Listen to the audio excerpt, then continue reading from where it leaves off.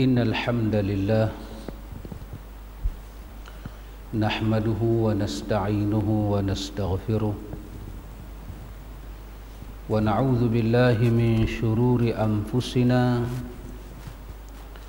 ومن سيئات أعمالنا من يهده الله فلا مضل له ومن يضلل فلا هادي له أشهد أن لا إله إلا الله وحده لا شريك له وأشهد أن محمدا عبده ورسوله اللهم آت نفسي تقواها وزكيها أنت خير من زكاها أنت وليها ومولاها آمين أما بعد إخوة الإيمان إخوة في الدين أعزكم الله وأحبكم في الله الحمد لله ثم الحمد لله إخوة الإيمان نحمد الله ونستعينه ونشكره الحمد لله إخوة الإيمان. Kita sambung majlis ta'lim. Malam ni kita sambung pada muka surat yang ke-40.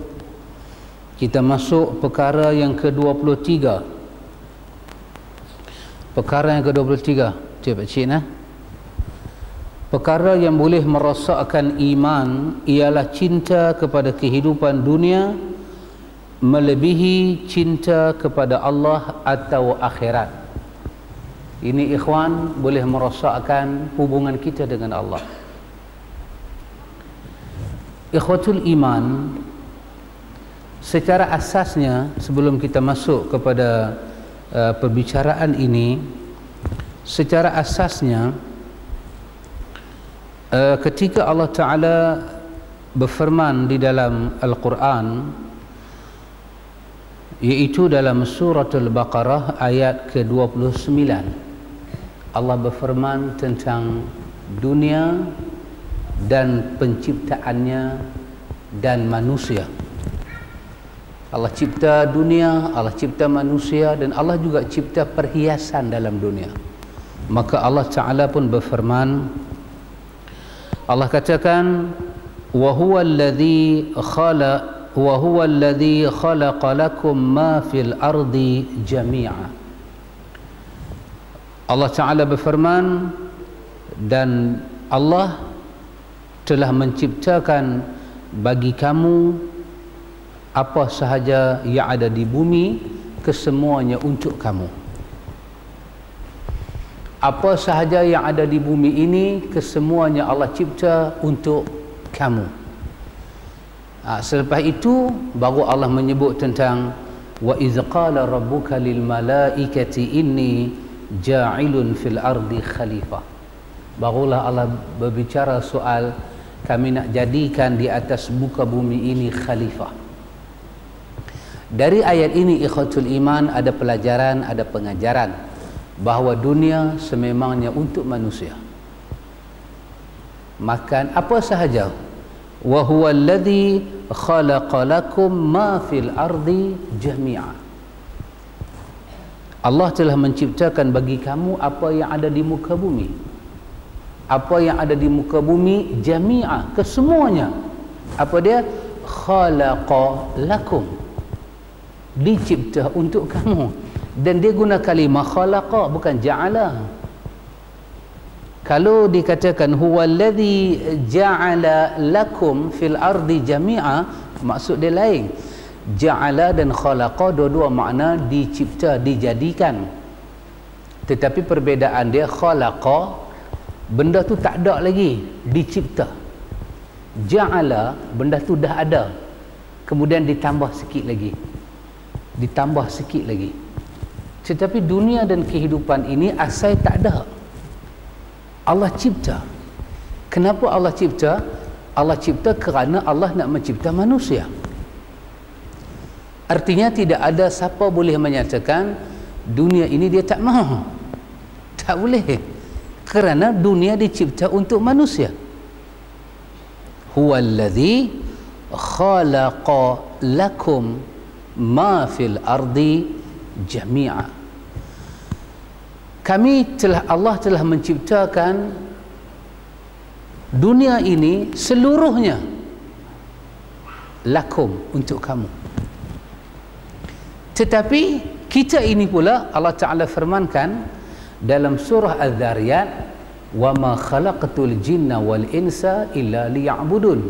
Kamu pula diciptakan untuk mematuhi Allah. Sama ada kita boleh faham tak boleh faham, ini adalah hakikat, ini adalah maksud ikhwan. Dunia untuk kita, perhiasan dia untuk kita, tetapi kita pula diciptakan bukan untuk dunia yang dicipta untuk kita. Kita dicipta untuk mematuhi Allah. Baik, tajuk yang kita baca pada malam ini apa dia ikhwan? Cinta kepada kehidupan dunia melebihi cinta Allah. Jadi antum boleh nampak tajuk ini dengan apa yang kita terangkan tadi. Masalah di sini apa dia? Masalah dia, kita dicipta untuk Allah, dunia dicipta untuk kita. Masalahnya, kita telah mencintai dunia melebihi kepatutan kita mencintai Allah Jalla wa'ala. Ini problem dia. Dan problem ini boleh menghakis hubungan kita dengan Allah. So, kita ini ikhwan, sama ada kita beriman ataupun kita tidak beriman, kita ada habuan kehidupan di dunia. Ada habuan dia. Orang gila setidak-tidak dia, makanan dia, rezeki dia di mana? Dalam tong sampah. Kenapa? Kerana orang gila itu manusia, dan dunia dicipta untuk manusia. Ada habuan dia. Tapi kenapa dia diberi dalam tong sampah? Pasal dia gila.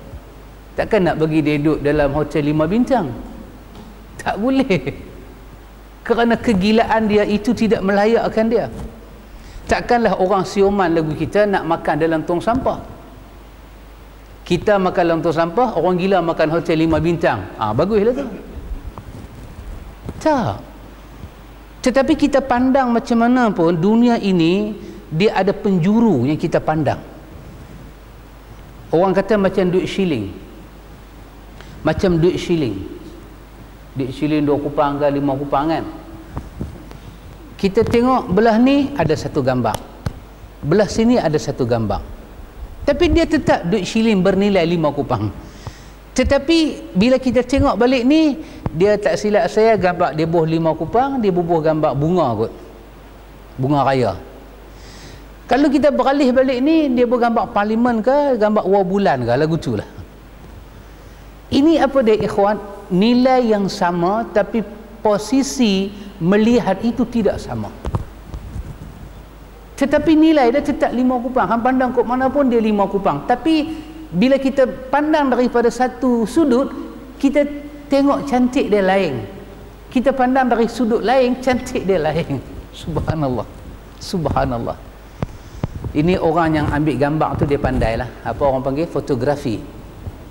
Ambil gambar kan? Kah fotoman kah? Dia ambil gambar. Satu gambar orang dia ambil daripada gambar beradab lagu ni. Dia kata tak apa cantik. Tapi dia ambil gambar sisi. Dia ambil daripada gambar atas. Dia ambil daripada gambar yang asal dia kata tak cantik, sudah jadi cantik. Sudah jadi cantik. Ini adalah dunia dan kehidupan dia ikhwan. Hari ini kita kata cantiknya dunia, seronoklah duduk atas dunia.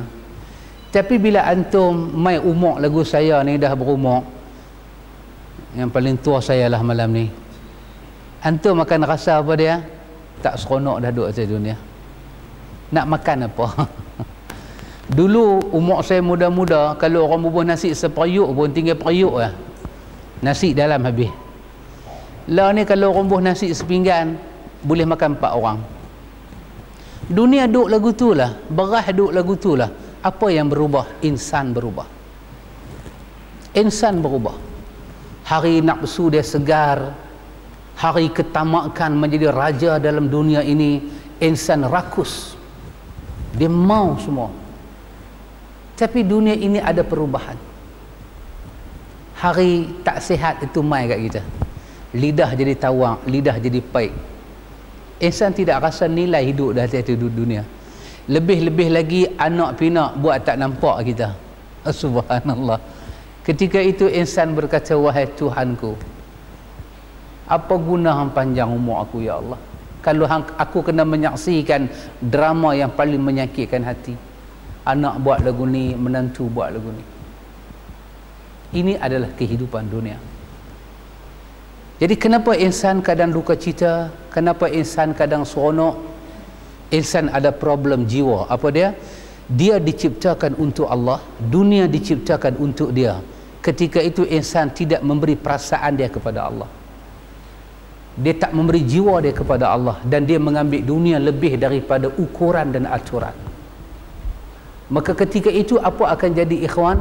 Insan akan memijak makna kepatuhan kepada Allah. Dia akan pijak untuk melepaskan. Sepatutnya, saya tidak tahu benar tidak benar, tetapi para pujangga menyatakan, kata para pujangga, dunia dengan kita macam kita dengan bayang-bayang. Ini saya tidak tahu kebenaran dia, cuma kita boleh dengar lah. Dunia dengan kita macam kita dengan bayang-bayang. Makin kita pergi, dia ikut kita tak habis. Tapi sekali kita pusing, kita ligan bayang-bayang, kita masuk wak gila. Polis tanya, pakcik hamba apa? Hamba bayang sendiri. Masuk wak gila. Kita tak pernah capai bayang-bayang. Kata ahli pujangga begitu. Tapi saya tidak tahu. Tapi yang saya tahunya ialah ikhwan, Allah menciptakan kita untuk dia, dan Allah menciptakan dunia untuk kita. Jadi apa yang kita dicipta, apa yang dunia dicipta untuk kita, dunia adalah jodoh kita ikhwan. Jadi kita buang dia ke, kita tak pandang dia ke, kita pandang dia untuk kita. Manakala kita dicipta untuk Allah, kita kena datang kepada Allah, dan dunia akan mengikuti kita. Makan, minum, perhiasan, kehidupan, dia akan datang. Bahkan ada hari kita akan hidup tanpa makan dan minum. Hari kita puasa, hari kita puasa, kita boleh hidup tanpa makan dan minum. Bukan 2 jam, bukan 3 jam, belah-belah jam. Terbit matahari sampai jatuh matahari. Maka kita letak ayat ini sebagai asas. Ayat berapa tadi ikhwan? Surat Al-Baqarah 29. Allah menyatakan, huwallazi khalaqa lakum ma fil ardi jami'a. Kami ciptakan dunia yang tidak ada, kami adakan dunia dan perhiasan dia semua sekali untuk kamu. Manakala surah Az-Zariyat, kamu pula kami ciptakan untuk beribadat kepada kami. Itu kita punya kedudukan kita. Sekarang ni ikhwatul iman, mari kita melihat tajuk yang kita nak cakap pada malam ni ikhwan. Bagaimana kita mencintai dunia ini sampai kepada suatu tahap dia merosakkan hubungan kita dengan Allah. Kehidupan duniawi penuh permainan dan perhiasan, sehingga boleh melalaikan manusia serta melupakan Allah dan melupakan kehidupan akhirat. Oleh yang demikian, orang yang mementingkan urusan duniawi semata-mata tanpa mementingkan urusan akhirat akan mendapat kerugian dan azab yang sangat pedih. Rasanya terlebih dahulu kita selesaikan satu tajuk dulu. Kenapa kita mencintai dunia lebih boleh menjejaskan hubungan kita dengan Allah? Kita selesaikan yang tu dulu. Ikhwan, kita dicipta untuk liya'budun. Liya'budun. Asal bahasa dia liya'buduni. Ya, asal dia liya'buduni, untuk menyembah aku. Tapi menggunakan kaedah bahasa Arab, liya'buduni, dia ditutup dengan liya'budun. Wa ma khalaqatul jinna wal insa illa liya'budun. Illa liya'budun. Aku ciptakan jin dan manusia melainkan untuk mereka menyembah aku. Tapi Allah guna perkataan, dia guna perkataan wama, dia menafikan dulu. Wama, dia nafikan dulu. Dan tidaklah aku cipta jin dan manusia. Ini apa dia ikhwan? Menolak sebarang sebab. Dia nak tolak sebab-sebab. Sebab makan, sebab minum, sebab tu. Tak. Kenapa nanti kalau manusia balik bertemu Allah di hari akhirat, manusia bagi sebab ini dia tak boleh buat ibadat, sebab ini tak boleh buat ibadat. Allah abang awal-awal, tidak ada sebab manusia tidak beribadat kepada Allah. Tidak ada sebab. Kenapa? Tidaklah aku menjadikan manusia melainkan sebab dia beribadat kepada aku. Ibadat di sini bukan sembahyang, tetapi dengan makna na'budu wa nasta'in. Apa dia? Ketundukan dan permohonan. Ibadah di sini dengan makna al-ibadah, dengan makna khudu', kepatuhan, kerendahan jiwa. Dengan makna apa dia? Al-inqiyad, kepatuhan. Dengan makna at-ta'atu, ketaatan, tidak lawan. Liya'budun di sini maksud dia patuh. Maka dalam kepatuhan pada Allah itu macam-macam yang kita patuh. Masa sembahyang kita sembahyang, masa puasa kita puasa. Jadi di sini ikhwan ada satu benda kita selesaikan dahulu. Allah menyatakan, aku ciptakan kamu untuk patuh aku. Aku ciptakan kamu untuk patuh pada aku. Dan aku tidak mau mendengar apa-apa alasan kenapa kamu tidak boleh patuh pada aku. Kerana sambungan ayat itu, wa ma khalaqtul jinna wal insa illa liya'budun ma uridu minhum min rizqin wa ma uridu an yut'imun. Iaitu aku tidak pernah meminta kamu menyediakan makanan kepada aku. Aku tidak meminta kamu susah payah atas dunia nak memberi kepada aku. Sebaliknya aku yang memberi kamu makan. Innallaha huwa razzaq.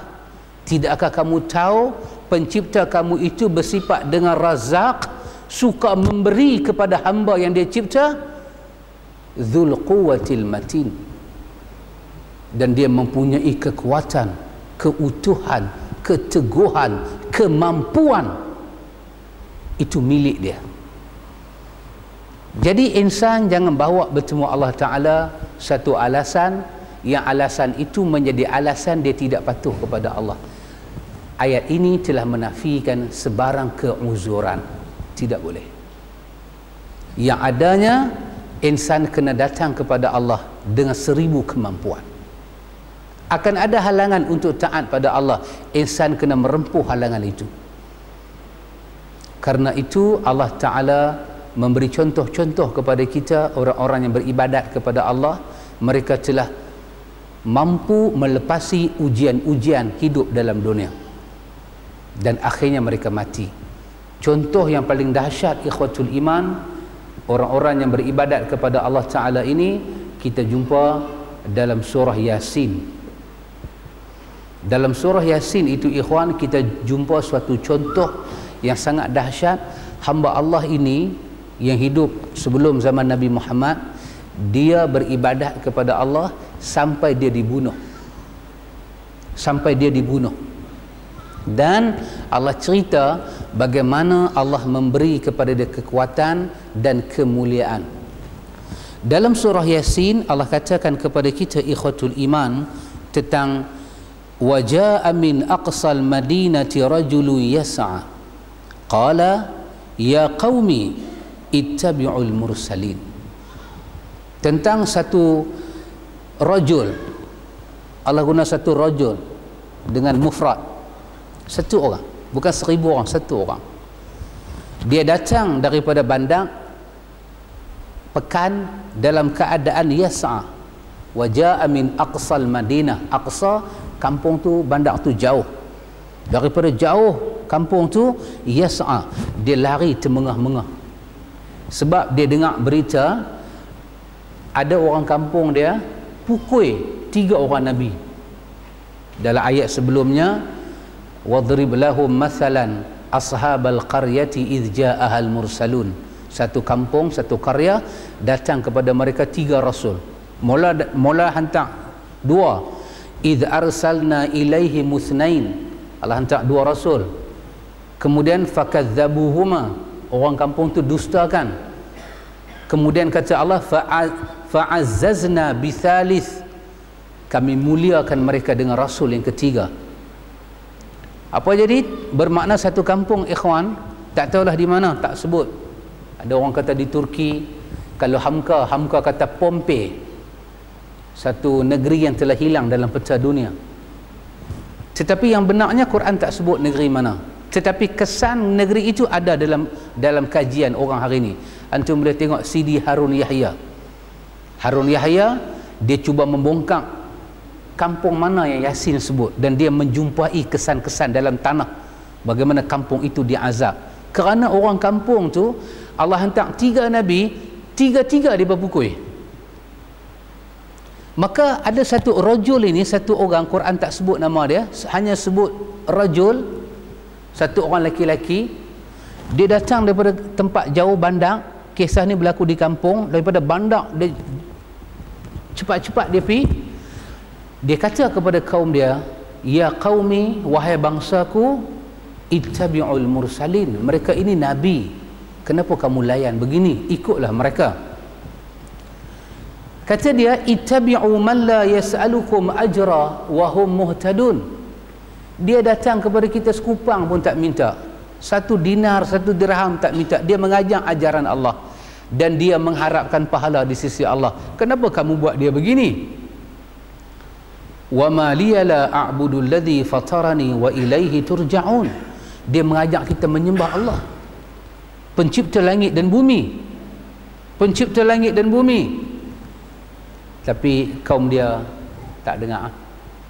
Kaum dia tak dengar. Apa dia perbuat?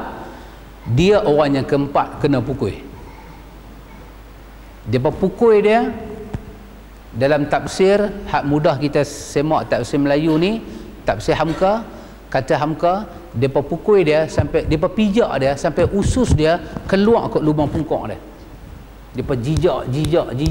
Dia kata kat dia, makanlah pencarian kamu. Nak bela sangat orang luar ni, nak bela sangat orang luar, makanlah. Maka dia pun mati, ikhwan. Tetapi masa nak mati itu, Allah Ta'ala menceritakan, dia menyatakan, inni amantu bi rabbikum fasma'un. Aku beriman dengan Tuhan kamu, dengarlah. Ini kalam-kalam akhir mungkin dia bercakap.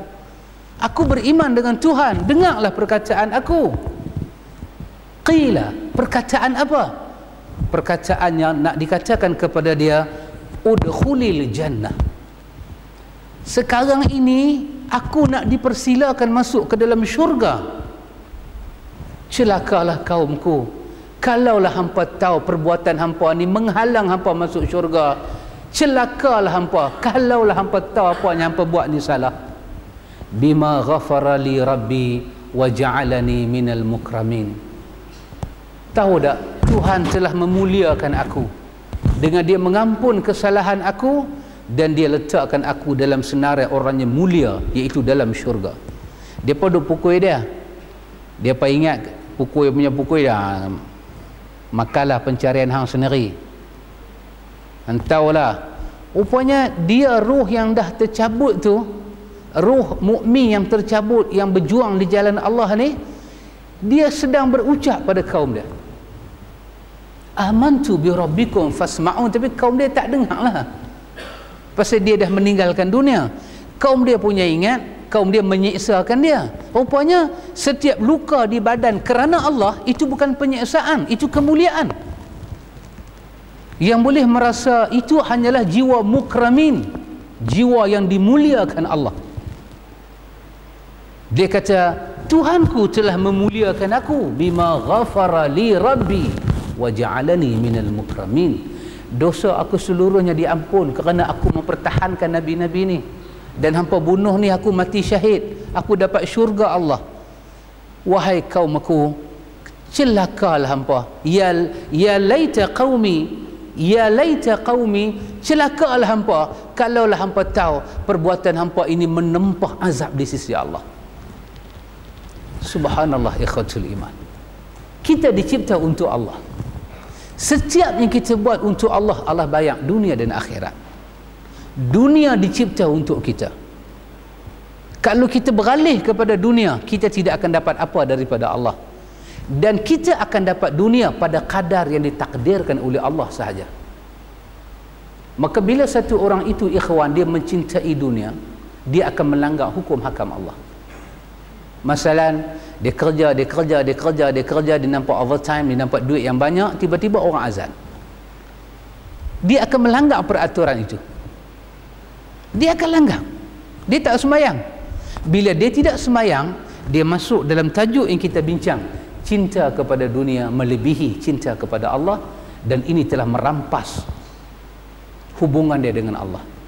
Dan ada sesuatu akan terjadi dalam hidup hamba ini. Allah tarik apa daripada hati dia, ikhwan? Halawah. Apa dia halawah? Kemanisan hamba berhubung dengan Tuhan dia, Allah cabut. Hilang. Ini satu benda penting dalam jiwa kita, ikhwan. Halawah, rasa. Orang Arab kata syu'ur. Jiwanya rasa. Kita salat, kita rasa sedap. Kita berakhlak mulia, kita rasa sedap. Kita infak jalan Allah, kita rasa sedap. Bila sedap itu diangkat, kita rasa bosan. Kita rasa tak ada apa, ya kawan. Kita ambil satu kawan yang ada di night club, kita pergi kidnap dia malam ni dengan pakaian dia tu, kidnap dia, sarung dalam guni beras tu, bawa dia mai tang masjid ni, bagi dia duduk.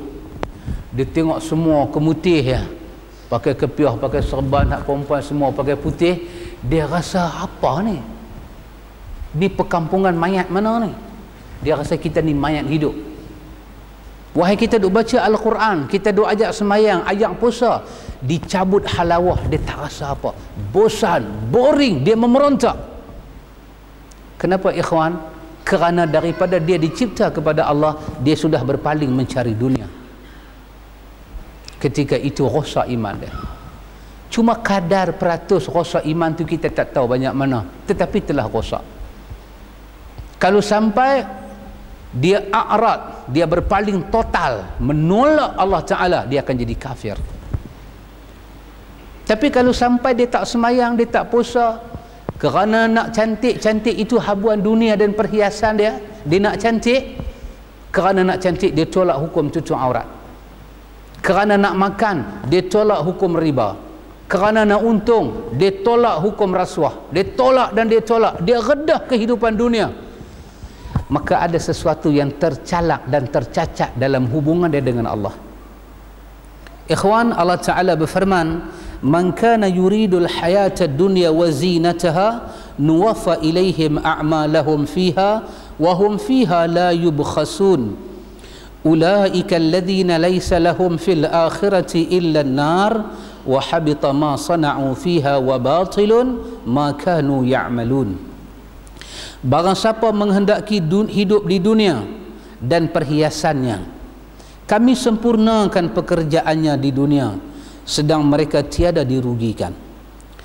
Tetapi tidak ada bagi mereka di akhirat melainkan neraka, dan hapuslah apa-apanya mereka perbuat di dunia, dan binasalah apa-apanya mereka amalkan. Ikhwan, kita kena sedang ayat ini turun. Masa ayat ni turun, sahabat-sahabat Nabi hidup lagi. Antum bayang bila ayat ni turun, macam mana mereka terdidik. Antum, mari kita bayang satu keadaan, ikhwan. Masa zaman Nabi, Nabi duduk di Mekah kan, kemudian berpindah di Madinah. Kita sekarang ni pergi Mekah, pergi Madinah. Agak-agak Mekah Madinah zaman Nabi macam lah ni ke? Dengan lampu liklap-liklap, dengan pembangunannya begitu dahsyat? Tak. Mungkin zaman hari itu lampu di Mekah ni misbah, kita kata pelita, buah minyak gas, cucuh pakai sumbu tu. Apa yang ada, ikhwan? Agak-agak Riyadh, tanah Riyadh yang ada di Saudi, adakah Riyadh zaman Nabi macam Riyadh sekarang? Jeddah zaman Nabi macam Jeddah sekarang? Oh, Riyadh dahsyat. Bagi orang yang pernah pergi Riyadh, Riyadh macam Las Vegas. Pembangunan Riyadh dahsyat. Kita tak jumpa lah orang kapiak di Mekah, Madinah, tapi di Riyadh ada. Sebab Riyadh bukan tanah haram. Kita pergi Mekah, kita pergi Madinah, kita jumpa semua orang berserban, berjubah, pergi Riyadh. Tengok. Riyadh ada apa? Riyadh macam Bangkok. Tapi taklah Bangkok sangat. Tapi antum boleh bayang, zaman Nabi pergi Mekah pun naik unta. Adakah ihram sahabat macam kain ihram kita hari ini? Kain ihram kita ni macam tolah. Tolah mandi kan, dia serak peluh. Sahabat dulu pakai kain apa? Berihram. Mereka berjalan ikhwan daripada Madinah ke Mekah dengan unta, matahari tos badan mereka. Hampir kita boleh kata Mekah Madinah ni tak ada apa time tu, tetapi telah turun ayat kepada mereka, jangan tertipu dengan perhiasan dunia. Perhiasan apa ada masa tu? Tapi telah diturunkan ayat, sesiapa nak dunia kami beri pada mereka dunia. Dunia apa ikhwan yang dia dapat? Inilah keajaiban ayat Quran, sangat ajaib. Rupanya ikhwan, dunia ni bukan sekadar kemajuan. Dunia ni apa yang boleh memuaskan hawa nafsu, itulah dunia. Walaupun mereka duduk zaman tu, tapi tetap ada benda boleh bagi puas hawa nafsu. Apa dia? Menindas orang, bunuh orang, jual berhala, bubuh nama Tuhan, memperbodohkan orang.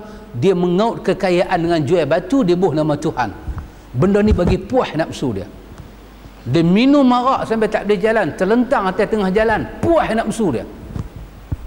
Dia bunuh anak perempuan, dia khianat kepada orang, dia cetuskan peperangan dan huru-hara, puas jiwa dia. Ketika itu telah turun ayat menyatakan, sesiapa yang menghendaki dunianya akan merosakkan ini. Allah bagi apa yang boleh memuaskan nafsu dia. Allah bagi ikhwan. Jadi kalau kita katakan dunia itu kereta sebiji, agak tak tepat. Dunia itu duit berjuta-juta, agak tak tepat. Dunia apa yang nafsu rasa puas, itu dunia. Itu adalah dunia. Dan sejak Adam dicipta, apa yang boleh memuaskan nafsu Adam, itu yang iblis guna merosakkan Adam. Apa yang boleh memuaskan nafsu Hawa, itu iblis guna untuk merosakkan. Daripada syurga mereka turun. Maka di dunia ini Allah Ta'ala katakan, man kana yuridul hayata dunya wa zinataha. Dalam dunia ini akan ada benda buat nafsu kita seronok, tetapi ingat, kita akan berpaling daripada taat dan patuh kepada Allah. Kamu hati-hati, kata Allah, hati-hati. Pasal itu kita baca tafsir Ibnu Katsir, bila sampai ayat Ibnu Katsir cerita tentang apa nama, zalikal kitabu la raiba fihi hudan lil muttaqin. Tentang Quran itu adalah petunjuk pada orang yang bertakwa. Di situ Ibnu Katsir bawa kisah di antara Umar Al-Khattab dengan Ubay bin Ka'ab. Umar Al-Khattab dengan Ubay bin Ka'ab. Umar berkata kepada Ubay, wahai Ubay, ayat ini menyatakan jangan kita ragu-ragu dengan Quran, kerana Quran adalah petunjuk bagi orang yang bertakwa. Umar kata, Ubay, apa itu takwa? Umar kata, Ubay, apa itu takwa? Maka Ubay bin Ka'ab kata kepada Umar Al-Khattab, ya Amirul Mukminin, wahai Amirul Mukminin, takwa itu seperti Amirul Mukminin berjalan di tempat yang ada duri dan benda yang boleh menikam kaki Amirul Mukminin. Ketika Amirul Mukminin berjalan di tempat itu, macam mana Amirul Mukminin nak angkat kaki, letak kaki, bagaimana mata Amirul Mukminin memperhatikan benda-benda yang boleh menikam kaki tapak kaki Amirul Mukminin. Umar kata, aku akan perhati dengan teliti, aku akan angkat kaki dengan teliti, dan aku letak kaki dengan penuh hati-hati. Ketika Umar jawab begitu, Ubay menyatakan, ya Amirul Mukminin, zalika taqwa. Itulah takwa. Apa dia? Berhati-hati hidup dalam dunia, jangan sampai tidak sampai kepada Allah. Berhati-hati. Kita dicipta untuk Allah dan dunia dicipta untuk kita, dan itu adalah kenyataan daripada Allah. Itu firman Allah, itu kalam Allah. Maka berhati-hatilah Amirul Mukminin. Apa yang masuk dalam hidup kita ini ikhwan, kecantikan, kesegakan, Allah bagi kepada kita harta, darah, keturunan, kesihatan, kesemua ini mesti dihati-hatikan. Mesti dihati-hatikan. Kalau kita tidak hati-hati, kita tidak sampai kepada Allah. Dan inilah yang boleh merosakkan. Antum cuba tengok ketika Allah Subhanahu wa taala menyebut dalam satu ayat daripada suratul Baqarah, iaitu Allah menyebut dalam 165 daripada suratul Baqarah, Allah menyatakan, wa minan nasi man yattakhidhu min dunillahi andada yuhibbunahum ka hubbillah walladzina amanu ashaddu hubban lillah walau yara alladhina zalamu idh yarawna al'adzaba anna al-quwwata lillahi jami'a wa anna allaha syadidul 'adzab. Allah katakan setengah daripada manusia ini mereka telah mengambil berhala-berhala sebagai Tuhan lain daripada Allah. Kemudiannya yuhibbunahum, mereka mencintai berhala itu lebih daripada mencintai Allah. Subhanallah, ada kehidupan dunia ini ikhwan. Itulah yang memuaskan jiwa mereka. Apa ada pada tokong tu pun buat daripada semen, pasir, air, bukan daripada emas. Itu asal usul dia. Dan asal usul dia tu pun buruh kasak yang pergi. Dia pergi. Terciptalah Tuhan. Tiba-tiba mereka mengambil itu sebagai Tuhan dan mereka mencintai itu lebih daripada mencintai Allah. Antum boleh bayang, tak pelik ke orang hidup macam tu? Tetapi itu memuaskan jiwa mereka. Dia puas ya kawan, puas. Dia peranduk api kan, puak-puak raya Aceh ni. Dia nak raya Tepusom. Dia cucuk belakang dia tu dengan dawai, dengan kita tengok golek kepala, Allah, apa jadi lagu ni ni? Dia randuk api. Bukan kata api tiruan, api original. Kita isap okok tu api sikit aja. Kita cucu api depan, tu pun adik-beradik Tepusom lah tu isap okok tu. Dia pun cucu api, tak pakai kasut, dia pijak api, dia pijak kaca. Habis-habis dia buat benda tu semua, dia puas di atas nama agama. Allah katakan kepada kita, inilah kehidupan yang menipu mereka. Sangat menipu. Puas, sami puas. Ahli-ahli ibadat puas. Semua puas. Itulah dunia ya kawan. Itulah dunia. Dan Allah menyatakan apa dia? Walladzina amanu asyaddu hubban lillah. Itu tidak jadi pada orang yang beriman. Orang beriman ni mencintai Allah terlampau sehingga meninggalkan dunia dan datang kepada Allah, dan dunia berada di belakang mereka. Dahsyat Allah memisahkan hamba-hamba dia. Walladzina amanu asyaddu hubban lillah. Orang yang beriman tidak begitu, kata Allah. Orang beriman macam mana ikhwan di dunia? Wa nahan nafsa 'anil hawa fa innal jahima hiyal ma'wa. Wa nahan nafsa 'anil hawa fa innal jannata hiyal ma'wa. Orang beriman dia tahan nafsu dia tak buat. Tak buat, orang beriman tak buat. Kerana dia sedang, dia dicipta untuk Allah. Untuk memuaskan nafsu dia, dia meminta keizinan daripada Tuhan. Boleh tak boleh dia puaskan nafsu dia? Maka Allah menurunkan syariat kepada orang beriman. Kalau kamu nak seronok atas dunia, jangan langgak dan langkah syariat ni aku letak sebagai hubungan aku dengan hang. Subhanallah ya ikhwan. Kenapa kita memilih perkahwinan ya ikhwan? Apa beza kahwin dengan zina ni? Dua-dua dapat anak ke? Dua-dua dapat anak. Tak kahwin pun dapat anak, kahwin pun dapat anak. Zina pun suka sama suka. Orang putih kata apa? Orang putih panggil apa? Tak apalah, nanti kita tanya dia. Tapi dia ada kata lah, kahwin pun suka sama suka.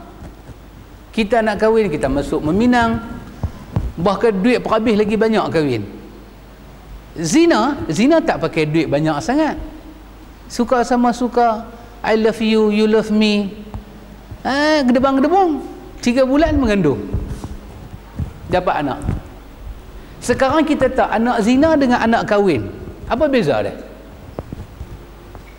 Kita nak trace anak zina dengan anak kahwin ni, tak boleh trace, kerana perbezaan dia cuma angkat nikah. Kalau kita buat DNA cuma boleh bagi tahu darah budak ni sama dengan jantan ni, darah budak ni sama dengan jantan ni. DNA tak boleh bagi tahu yang ni anak angkat nikah, ni anak tak angkat nikah. DNA tak boleh bagi tahu. Orang yang zina pun terlibat dengan nafsu, orang yang kahwin pun kerana nafsu. Bolehkah antum kahwin tak ada nafsu? Saya tak ada nafsu tapi saya kahwin, tak sah mazhab Syafi'i. Nanti menghukum satu pihak yang lain, menanggung beban kehidupan, tak boleh. Mazhab Syafi'i, jangan cerita ke orang lah, kita cerita kat sini sajalah, ini rahsia. Mazhab Syafi'i, ini pun saya tanya Ustaz Yuk pula, dia qadi kan, tanya Ustaz Yuk. Mazhab Syafi'i, kata dia kat saya, mazhab Syafi'i, kalau isteri, suami tidak menyentuh isteri 4 bulan cukup. Suami ada nafsu, isteri ada nafsu, tapi mungkin ada sikit raplah jingga, berkelai ke apa ke, minta melo dapat Nescafe, marah dia. 4 bulan dia tak sentuh bini dia. Sedangkan dia orang yang sihat, bini orang yang sihat, cukup 4 bulan. Tak berlaku sentuh menyentuh. Dalam mazhab Syafi'i, kata Ustaz Yuk, boleh jatuh 1 talak secara automatik. Yang tu saya tidak tahulah, dia Ustaz Yuk abang, saya abang. Kalau tanya dia lah. Subhanallah ikhwan, subhanallah. Itu mazhab Syafi'i. Rupanya kalau tidak ada sampai peringkat kita kahwin, kita tak ada nafsu dengan perempuan dan perempuan tak ada nafsu dengan kita, perkahwinan itu berhak difasah. Kenapa ikhwan? Kerana Quran meletakkan 3 perkara penting dalam perkahwinan. Apa dia? Litaskunu ilaiha wa ja'ala lakum mawaddatan wa rahmatan. Litaskunu ilaiha, mawaddah dan rahmah dalam kahwin. Apa dia? Bila laki dan perempuan berjumpa, kena ada hati. Litaskunu, kecenderungan jiwa. Saya tak suka kat dia, dia tak suka kat saya, macam mana hati nak cenderung? Hati sentiasa ingat perempuan lain, hati sentiasa ingat jantan lain. Mana ada litaskunu? Sakan. Dalam bahasa Arab, sakan bermakna yang menenangkan jiwa. Kita tengok perempuan tu, jiwa kita jadi tenang. Perempuan tu tengok suami dia, jiwa dia jadi tenang. Yang tu nama dia sakan. Sin kaf nun, sakan. Sakan ni saya makna tempat kan. Aina taskun. Orang tanya kita, aina taskun, awak duduk tang mana? Jadi dalam hati kita ni, dia tempat tenang ataupun bergelora. Jadi bila kita tengok wanita itu, hati kita tenang. Kena ada itu. Kita tengok dia, daripada tenang tiba-tiba hati kita berkocak jadi raplah, rasa nak pitam. Perempuan itu tidak layak kita ambil sebagai isteri, dan laki-laki itu tidak layak kita ambil sebagai suami, kerana syaratnya Quran sebut tak ada. Yang kedua apa dia? Mawaddah. Kena ada mawaddah dan rahmah. Saya langkau, saya tak terang mawaddah, saya terang rahmah dulu. Saya terang rahmah dulu. Hamka sangat menarik, dia terang makna rahmah. Kata Hamka, mawaddah diperlukan ketika muda, rahmah diperlukan ketika tua. Rahmah ni apa dia ikhwan? Kasih sayang. Bila dah kita tua kan, bila kita tua, banyak benda yang masa muda kita hilang lah. Lutut pun dia jadi satu macam dah, mengaji lama pun dia kebas dah. Kata mamak ni buat leceh, kitab baca pun tak habis lagi, dia duduk pergi kona kot lain dah. Dia tak apa, cantik dah dia jadi. Ketika itu pasangan masing-masing melihat masing-masing pasangan dah tua, timbul rasa sayang dia. Dia tengok pasangan dia nak ambil cawan pun ketak, dia tolong ambil, dia tak halau daripada rumah. Dia tak kata apalah abang ni masa muda elok, lah dah tua terketang piduk dengan orang tua lah. Dia tak kata macam tu. Kalau dia kata lagu tu, dia tidak ada rahmah. Makin tua kita hidup, kita dah tak hidup dengan mawaddah, kita hidup dengan rahmah. Kita hidup dengan rahmah apa dia? Timbang rasa kasih sayang. kasih sayang. Itu rahmah. Dan rahmah seperti itu juga diperlukan oleh orang yang muda. Orang yang muda dan satu keluarga. Bini masa suami bantu, suami masa isteri bantu, ini nama dia rahmah. Tetapi rahmah sahaja dan litaskunu ilaiha saja tak cukup. Dia kena ada yang ketiga, mawaddah. Mawaddah. 3 perkara ni package syarat nak kahwin. Package. Apa dia mawaddah, ikhwan? Imam Qurtubi dan Imam Ibn Kathir menyatakan mawaddah ini adalah hubungan jima' suami isteri. Jima' suami isteri. Perasaan tu Allah bagi untuk mencari zuriat. Kalau suami isteri tidak jima', zuriat tidak datang. Kita ini tidak akan dapat mukjizat yang Allah beri kepada Maryam. Menikah dah lagi? Tak menikah tapi mengandung dah. Macam mana saya Maryam? Dia tak jadi lagi tu. Ini semua maksiat. Ketiga perkara itu package, ikhwan. Sama ada sakan, litaskunu ilaiha, sama ada rahmah. Hati kita cenderung tengok satu perempuan, perempuan cenderung tengok laki-laki itu. Bila perempuan tengok jantan tu, dia rasa boleh lindung dia, boleh jaga dia, boleh bimbing dia. Ini nama dia sakan, litaskunu ilaiha. Dan ada mawaddah dan ada rahmah. Ikhwan, kesemua ini macam mana kita nak selaraskan hidup atas dunia? Kita memakai hukum Allah, kita memakai syariat Allah. Kenapa kita pakai syariat Allah, ikhwan? Nak puaskan nafsu. Apalah syariat-syariat? Sekarang ini human right, hak asasi manusia. Dah suka sama suka. Nak kata apa? Tak, ikhwan. Kerana kita dicipta untuk Allah, bukan untuk dunia. Kita nak puas nafsu, kita nak berkasih sayang, kita tidak melangkah hukum hakam Allah. Kerana kita dicipta untuk patuh kepada Allah, ikhwan. Inilah makna kita patuh pada Allah. Dan dunia seperti ini sangat dipuji di sisi Allah. Tapi kalau untuk itu kita langgar hukum Allah, itulah dunia yang sangat dicela oleh Allah Jalla wa'ala. Maka hati-hati, ikhwan. Kita melangkah tu kena hati-hati. Nabi kata apa dalam hadis? Bila kamu kahwin, Nabi kata apa dia? Faqad istakmala nisful iman. Separuh daripada iman dah sempurna. Maka lagi separuh tu, falyattaqillah. Bertakwalah kamu kepada Allah yang baki separuh. Subhanallah. Subhanallah. Kita tak memijak hukum hakam Allah kerana kita dicipta untuk Allah. Kita nak cari makan, itu hawa nafsu, ikhwan. Orang nak makan, hawa nafsu. Kalau tak ada nafsu makan, lidah jadi pahit. Bubuh sup ekor, bubuh sup kepala gajah pun dia tak mau. Kita tengok sup kambing tu, tak boleh tahan. Tambah kambing tu dia duduk salai macam tu lagi kan. Bukan boleh cerita pecah liang.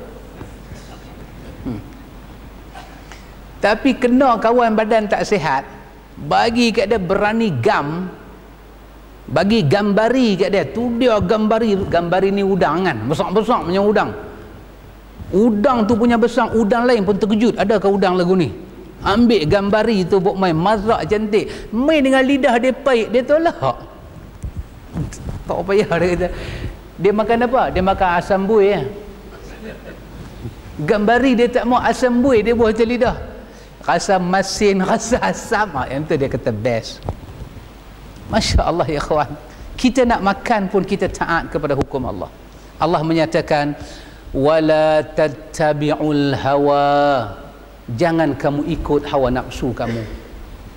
Alla ta'dilu. Nanti kamu tergelincang daripada hidup yang sebenar. Inilah kehidupan dunia yang merosakkan, ikhwan. Dan tidak tahu menyatakan, antum cuba ambil apa yang kita belajar malam ni, antum tengok dengan perkembangan hidup sekarang ini, perubahan ekonomi, perubahan politik, perubahan fashion, perubahan muzik, hiburan, kesemua ini membawa kepada urusan dunia yang sangat dicela. Kerana nak dengar lagu, orang jijak hukum hakam Allah. Kita kata lagu apa yang hang dengar ni? Sampai tak dengar lirik, dengar muzik aja berdebu macam bom Iraq jatuh. Boom, boom, boom, boom, boom. Hampa semua, apa dunia semua hampa tak mau. Kerana nak dengar lagu orang azan, dia rasa azan ganggu, dia pederah lagu. Dia telah berpaling kepada dunia dan dia memutuskan hubungan dia dengan Allah. Kerana politik nak ambil kuasa, apa orang buat? Macam-macam ikhwan. Dalam perniagaan orang cari bomo. Kenapa dia buat ini? Dia tak, pada dia nak hidup, dia nak makan, dia nak survive, dia nak sara anak bini. Tetapi dia tak tahu dunia ini sedang merenggangkan dia dengan Allah, dan sampai pada peringkat boleh gugur kehidupan ini. Iman dalam hidup dia, ikhwan. Iman. Kita nasihat dia. Allah Ta'ala berfirman dalam Quran, siapa ambil riba, dia berperang dengan Allah. Allah katakan dalam Quran, siapa yang terlibat dengan riba, dia berperang dengan Allah Ta'ala. Dia kata kat kita, ni semua penyakit baca Quran banyak sangat, dia kata. Riba tak boleh, yang tu tak boleh, yang ni tak boleh. Habis kita nak bina negara macam mana? Subhanallah. Kerana dia nak berbisnes, dia tidak hukum hakam Allah. Sedangkan dia dicipta untuk Allah, dunia dicipta untuk dia. Tetapi dia telah patuh kepada dunia dan dia berpaling daripada Allah. Ini kehidupan yang salah, ikhwan. Dalam suasana macam ni, ikhwan, saya bertanya pada diri saya dan kita semua, siapa nak betulkan kehidupan ini? Siapa nak betulkan? Kehidupan yang salah, ikhwan. Kehidupan ini salah. Kehidupan kita sekarang ini, rentaknya, tariannya, pentasnya melebihkan kehidupan dunia daripada beribadat kepada Allah. Bila kita cakap macam ni, dia tak faham makna ibadat. Dia kata nak ibadat pergi masjid lah. Itu satu daripada maksud ibadat, bukan itu satu-satunya ibadat. Ibadat lebih besar daripada semayang apa dia, ikhwan? Tauhid. Memelihara hati tidak lari daripada agama Allah ini. فَأَقِمْ وَجْهَكَ لِلدِّينِ حَنِيفًا فِطْرَةَ اللَّهِ الَّتِي فَطَرَ النَّاسَ عَلَيْهَا لَا تَبْدِيلَ لِخَلْقِ اللَّهِ ذَلِكَ الدِّينُ الْقَيِّمُ وَلَكِنَّ أَكْثَرَ النَّاسِ لَا يَعْلَمُونَ. Hadapkanlah wajah kamu lurus kepada agama Allah. Dia tak faham makna ibadat, tapi mereka menyebut iyyaka na'budu wa iyyaka nasta'in. Kami sembahmu ya Allah, kami ibadahmu ya Allah, kami minta pertolongan padamu ya Allah. Tapi rentak kehidupan, kompas dan peta perjalanan hidup telah lari daripada makna wa ma khalaqtul jinna wal insa illa liya'budun.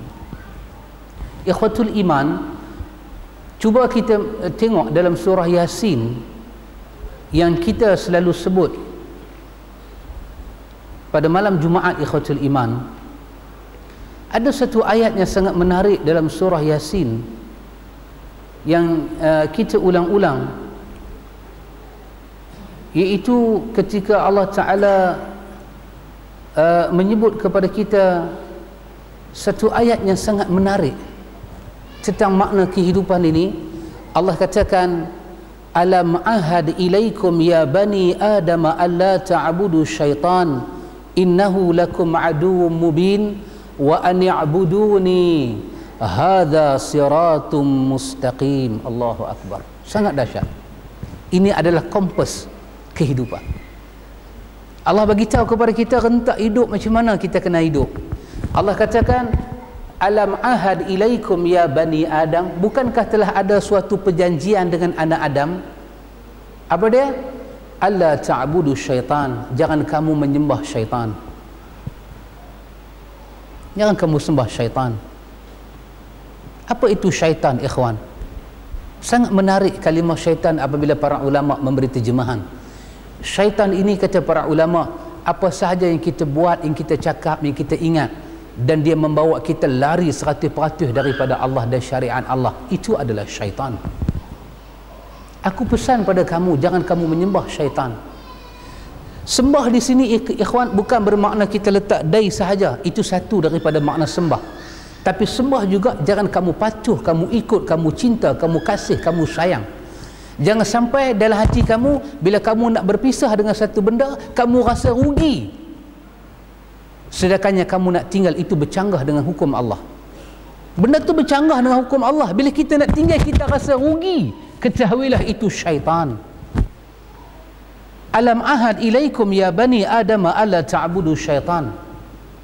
Aku telah pesan jangan buat begitu.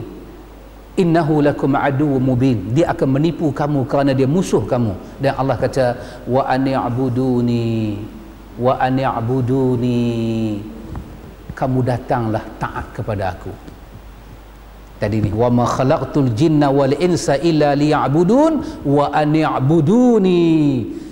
Sembah apa jadi pun sembah. Cuaca berubah, dunia berubah, kehidupan berubah. Ani'buduni. Jangan lari daripada jalan ni. Hadza siratum mustaqim. Inilah satu-satu jalan yang lurus. Dia guna isim isyarah untuk mufrad. Isim isyarah untuk mufrad hadza. Untuk ini kan. Dia tak guna, dia guna untuk qarib, bukan untuk ba'id. Untuk yang dekat. Hadza siratum mustaqim. Inilah satu-satu sirat, jalan mustaqim, yang lurus. Jalan yang mana? Kamu datang kepada Allah, dunia datang kepada kamu. Macam mana kita datang kepada Allah? Kita jangan pijak dan langkah satu pun syariat dan batasan Allah. Jangan. Syara'a lakum minad din. Telah kami syariatkan kepada kamu agama. Summa ja'alnaka 'ala syari'atin minal amri. Kami telah memperuntukkan kepada kamu peraturan-peraturan daripada urusan hidup kamu. Fattabi'ha, kamu patuh dia. Wala tattabi' ahwa alladhina la ya'lamun. Jangan ikut hawa nafsu dan pandangan orang yang tidak tahu tentang agama Allah. Tinggalkan mereka. Kalau kita lari daripada ini ikhwan, pola dan sistem hidup kita telah menyimpang. Masya Allah ikhwan, macam mana nak selesaikan kehidupan ini? Sebelum ni kita baca tajuk 22 naik turun ke bawah tu, apa dia? Jangan syirik, jangan macam-macam kita baca kan. Sampai 23 ni ikhwan, benda yang paling berat, nak ubah sistem pemikiran hidup di atas pentas dunia ini. Ini lebih berat daripada syirik ikhwan. Syirik itu kita nampak, kita boleh lari. Tapi yang ni ikhwan, macam mana nak lari? Kita nak pergi habaq kepada Menteri Pendidikan, ubah pendidikan, jangan mementingkan dunia, belajar tauhid, belajar akidah lebih banyak daripada belajar benda lain. Dia nak kata apa kita? Dia kata pergi buat negeri sendiri ya. Rashil apa dia kata pada kita? Kehidupan apa bahasa orang putih tu dia kata? Kehidupan yang apa? Lupa adalah. Ini kita hidup tengah dunianya maju. Hang nak suruh pergi ajak rububiyah, uluhiyah di sekolah kah? Nak mengaji sifat 20 pergi sekolah pondok Kita sekolah kebangsaan tak ada masa nak mengaji benda tu. Kita kata wa ma khalaqtul jinna wal insa illa liya'budun. Allah cipta kita untuk dia dan dunia untuk kita. Rezeki di tangan Allah. Umar Al-Khattab memerintah 2/3 dunia. Apanya Umar didik rakyat dia? Datang kepada Allah. Kisahnya menarik zaman Sayyidina Umar kan. Sampai katanya Umar ambil wanita itu buat dia punya menantu. Kisah apa? Bila Umar duk round kampung kan. Tapi bukan musim pilihan raya. Itu Umar lah. Umar dulu tak pilihan raya pun dia round kampung. Itu amanah. Dia dengar kan ibu dengan anak berbicara, masukkan susu dalam ayak dalam susu, nanti untung banyak. Tiba-tiba anak perempuan jawab dekat mak, tak boleh mak. Mak tak bagi. Mak dia kata 12 malam umat mana ada. Semua umat dah lena dah macam ni. Pemimpin bukan ingat sangat dekat rakyat dia. Pilihan raya aja baru dia turun. Yang tu saya tambah. Mak dia tak kata lagu tu, yang tu saya tambah. Tiba-tiba anak perempuan ini kata, laulam yara Umar fayara Rabbu Umar. Mak, kalau Umar tak nampak, Tuhan Umar nampak mak. Perkataan itu meningkam jantung Umar. Ada wanita yang remaja boleh cakap macam tu. Lau lam yara Umar yara Rabbu Umar. Kalau Umar tak nampak mak, Tuhan dia nampak mak. Lau lam yara Sayyidi faqad yara Rabbu Sayyidi. Kalau Tuhan kita tak nampak, Tuhan kepada Tuhan kita nampak. Pendidikan apa Umar pakai ni ikhwan sampai ada rakyat lagu ni? Pendidikan apa? Angguk-angguk, geleng-geleng. Tak ikhwan. Pendidikan apa ikhwan? Kesannya demi Allah, Allah tunjuk 2/3 berada di dalam genggaman pemerintahan Umar. Kenapa? Umar buat untuk Allah. Allah datangkan apa yang diciptakan untuk dia. Soalan dia ikhwan, pemimpin mana dalam dunia nak merubah kehidupan ini? Dan ini masuk perkara 23, boleh merosakkan hubungan kita dengan Allah. Rosak ikhwan. Rosak. Orang kata kalau mengaji agama sambil radio pun tak boleh buka. Tak, kita buka radio. Rumah ustaz pun ada radio, tapi hak mahal lah, 2,000 tu. Kita beli radio, kita dengar radio, beli TV, tengok TV, tapi ada masa tak buka langsung. Pasal apa? Tak ada program baik. Kita bukan bermusuh dengan besi hak nama TV itu. Kita bermusuh dengan program yang mengheret anak kita sampai tak mau semayang. Sampai tak mau semayang.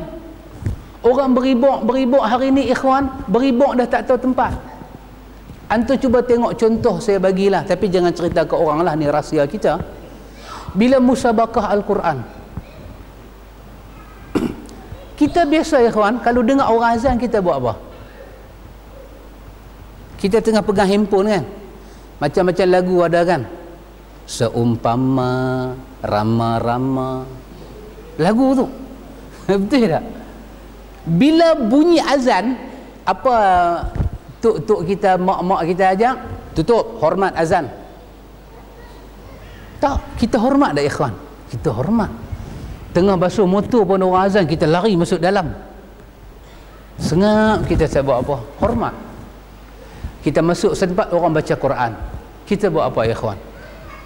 Kita ni tengah duk balai rokok, bukan kita lah, depa lah. Kita mengaji tak isap rokok. Balai rokok pun dengar orang mengaji, rokok down lah dulu orang hisap, tenyih. Jangan hisap rokok, orang nak baca Quran ni. Apa ini? Simbol apa ini ikhwan? Penghormatan, ta'zim. Tiba-tiba orang baca Quran, kita menyanyi tak?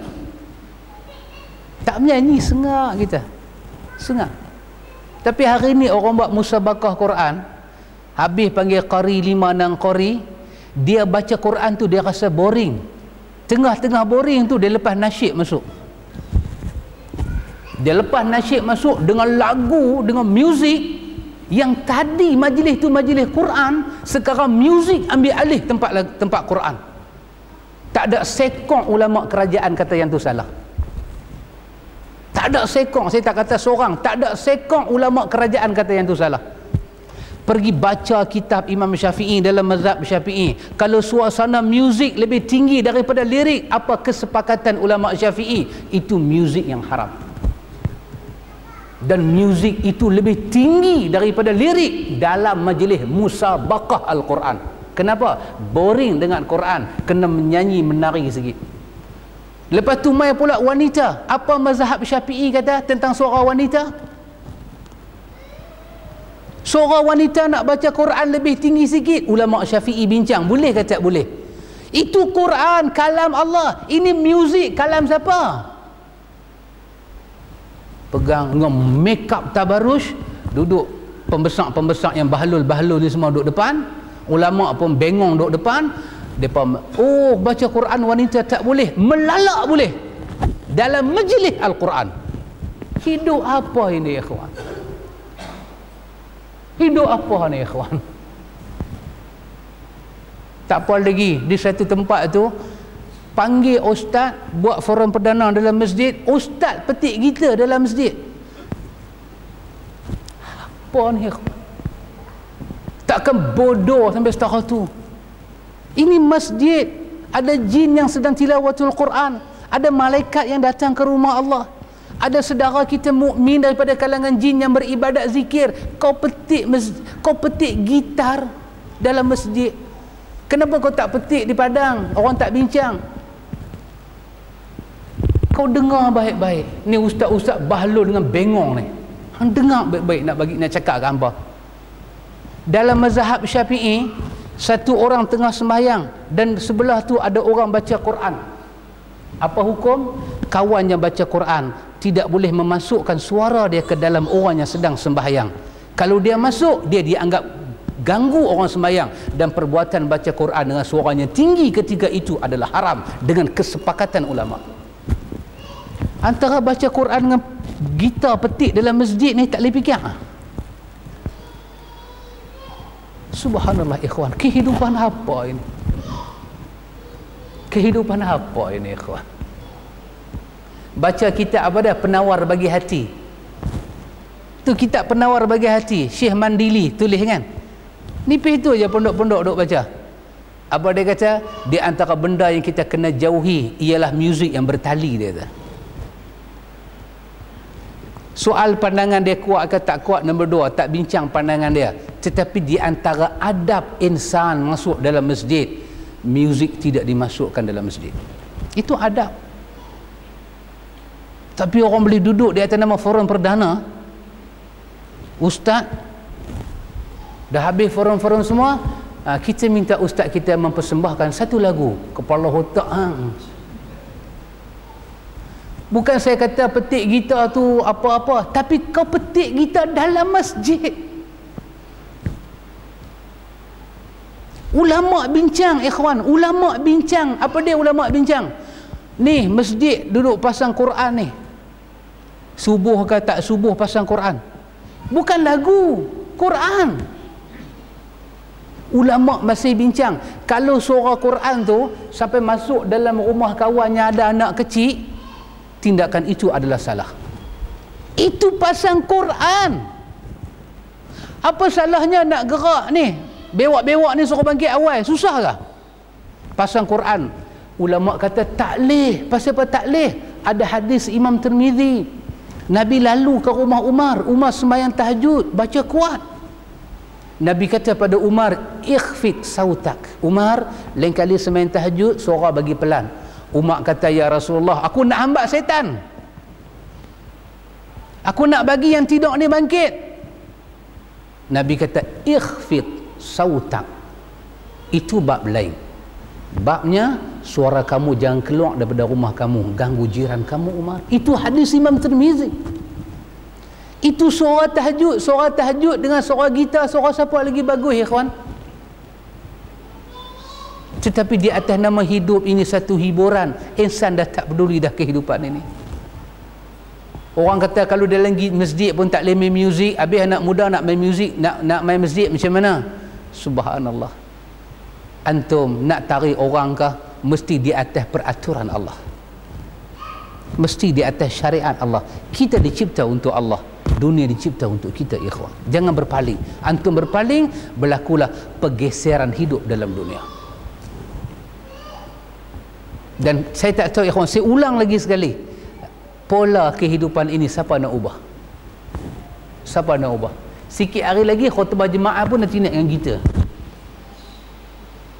Sebelum saya tutup khutbah yang kedua, dengarlah satu lagu. Ting ting ting ting ting ting ting ting ting. Apa salahnya? Pasal apa? Nak menarik muda-mudi datang sembahyang jemaat awal. Jangan begitu ikhwan. Quran kata kepada kita, abasa wa tawalla an ja'ahul a'ma wa ma yudrika la'allahu yazakka aw yazakkaru fatanfa'ahu dzikra. Hei Muhammad, nampaknya muka kamu masam ni, pasal datang kepada kamu seorang yang buta. Kan? Nabi tengah bercakap pada orang besar-besar. Allah kata, Allah wa ma yudrika la'allahu yazakka. Hei Muhammad, dalam kau berdakwah, kau tak tahu hati siapa yang akan bersih dan hati siapa yang kotor. Kau tak tahu. Wa ma 'alaika alla yazakka. Dan aku tidak pernah membebankan kepada engkau supaya membersihkan hati orang-orang tertentu. Hidayah di tangan aku.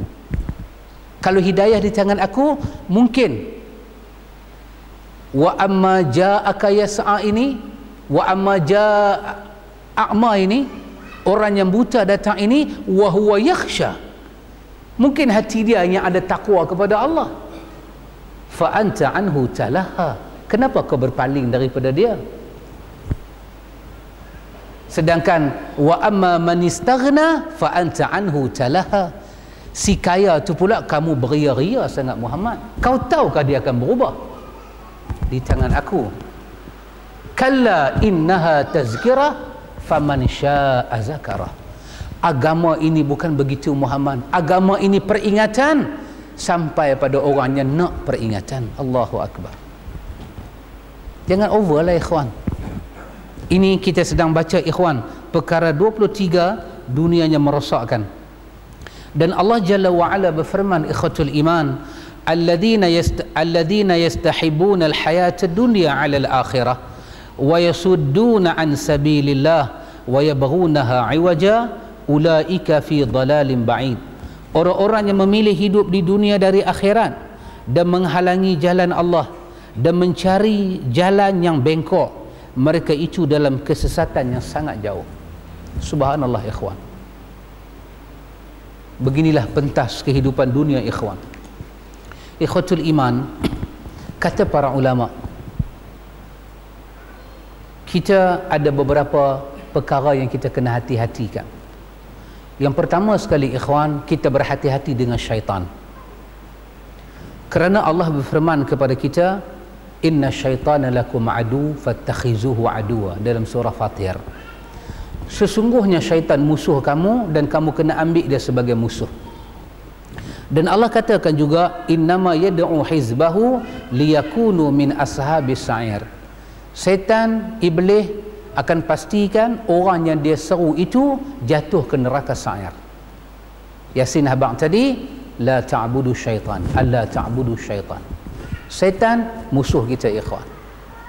Dia last sekali dia tak boleh heret kita, dia buat kerasukan kepada kita. Dia masuk dalam badan kita, dia bagi maruah kita jatuh, kena histeria, riau sana riau sini. Dia menelanjangkan maruah kita depan orang lain.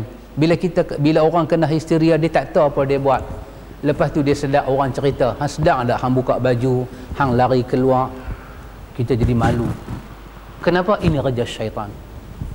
Dia nak bagi rosak maruah anak Adam. Maka macam mana ikhwan? Nabi kata, sebutlah a'udzubillahi minasyaitanirrajim. Nabi suruh kita mula semua makan, minum, kenderaan dengan bismillah. Kenapa? Setiap kali kita menyebut nama Allah, dia terbakar, dia lari jujur. Lebih-lebih dia dengar azan. Lebih-lebih kita tilawatul Quran. Hadis menyatakan, janganlah kamu jadikan rumah kamu seperti kubur. Bacalah Quran di rumah, kerana rumah yang tidak dibaca Quran seperti kubur dimasuki syaitan. Itu hadis sahih riwayat Imam Muslim. Baca Quran, kita jauh dengan dia ikhwan. Kita berzikir dengan zikir pagi dan petang Nabi ajak. Berzikir pada Allah.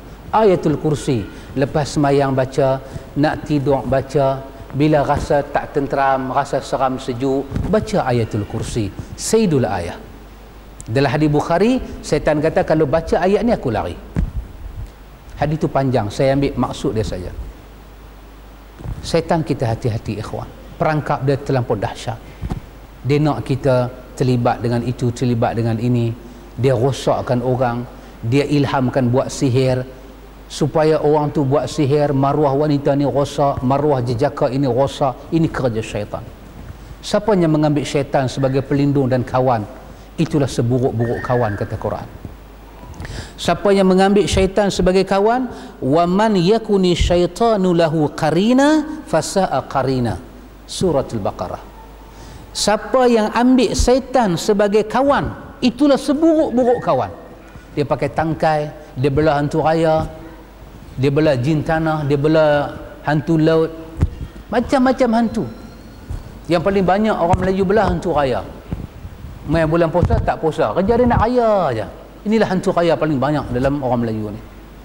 Jangan begitu ikhwan. Saka, tujuan saka baik, tapi dia salah. Apa dia? Nak jaga keturunan dia jangan orang buat dengki khianat. Tetapi kesan saka adalah kufur kepada Allah. Perjanjian di antara syaitan, jin dengan Tuhan yang janji itu, perjanjian dia sembah menyembah saka. Pasal itu jangan tuduh keturunan kita ada saka. Kita sebutlah gangguan syaitan.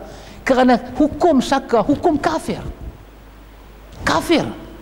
Pasal dalam perjanjian saka sembah lain daripada Allah. Oh, saka sangat dahsyat, ikhwan. Kesemua ini apa, ikhwan? Mainan syaitan.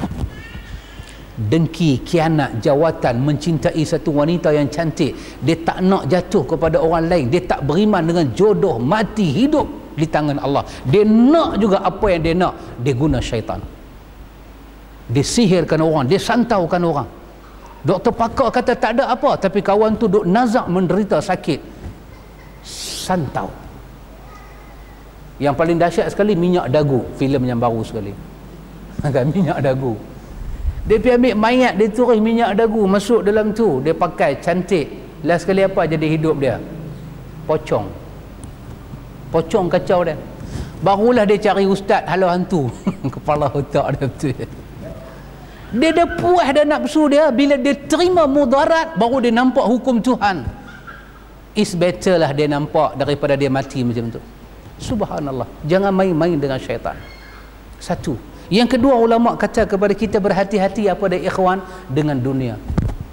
Dunia dan perhiasan dia, dia sangat menarik, mengheret jiwa manusia. Nabi kata apa? Nabi kata inna hadhihi dunya khadiratun hulwah. Nabi kata sesungguhnya dunia ni Allah bubuh dua benda pada dia. Satu, dia cantik, yang kedua dia manis. Fattaqud dunya wattaqun nisa. Hati-hatilah dengan dunia, hati-hatilah dengan wanita. Kerana pada dunia dia ada cantik, ada manis, pada wanita pun ada cantik, ada manis. Berhati-hati, jagalah diri kamu. Dan rosak Bani Israel banyaknya kerana wanita, Nabi kata. Hati-hati. Sangat perlu dihati-hati. Wanita terpengaruh dengan dunia lebih banyak daripada laki-laki. Biasanya wanita terpengaruh dalam isu kecantikan, perhiasan. Dia umur 45, 46, tapi dia malu nampak 45, 46. Tapi wanita yang mengaji ni tak ada lagu tu. Hak ni memang comel. Beriman elok dah lagu ni. Hak ni makcik wanita hak nu hak jebon-jebon di luar tu. Dia main, dia artis ke, dia public figure ke, mai 50 dia tengok depan cermin, bawah mata dia ni macam jatuh sikit. Dia kena seram sejuk macam besok nak kiamat. Dia, orang Melayu kata lipas kudung, ambil lipas tu tarik ekor dia, dia jadi tak tentu hala.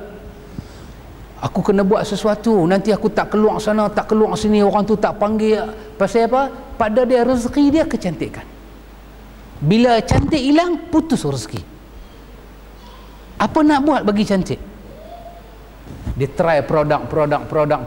Banyak wanita mati kerana kanser, kerana produk kecantikan.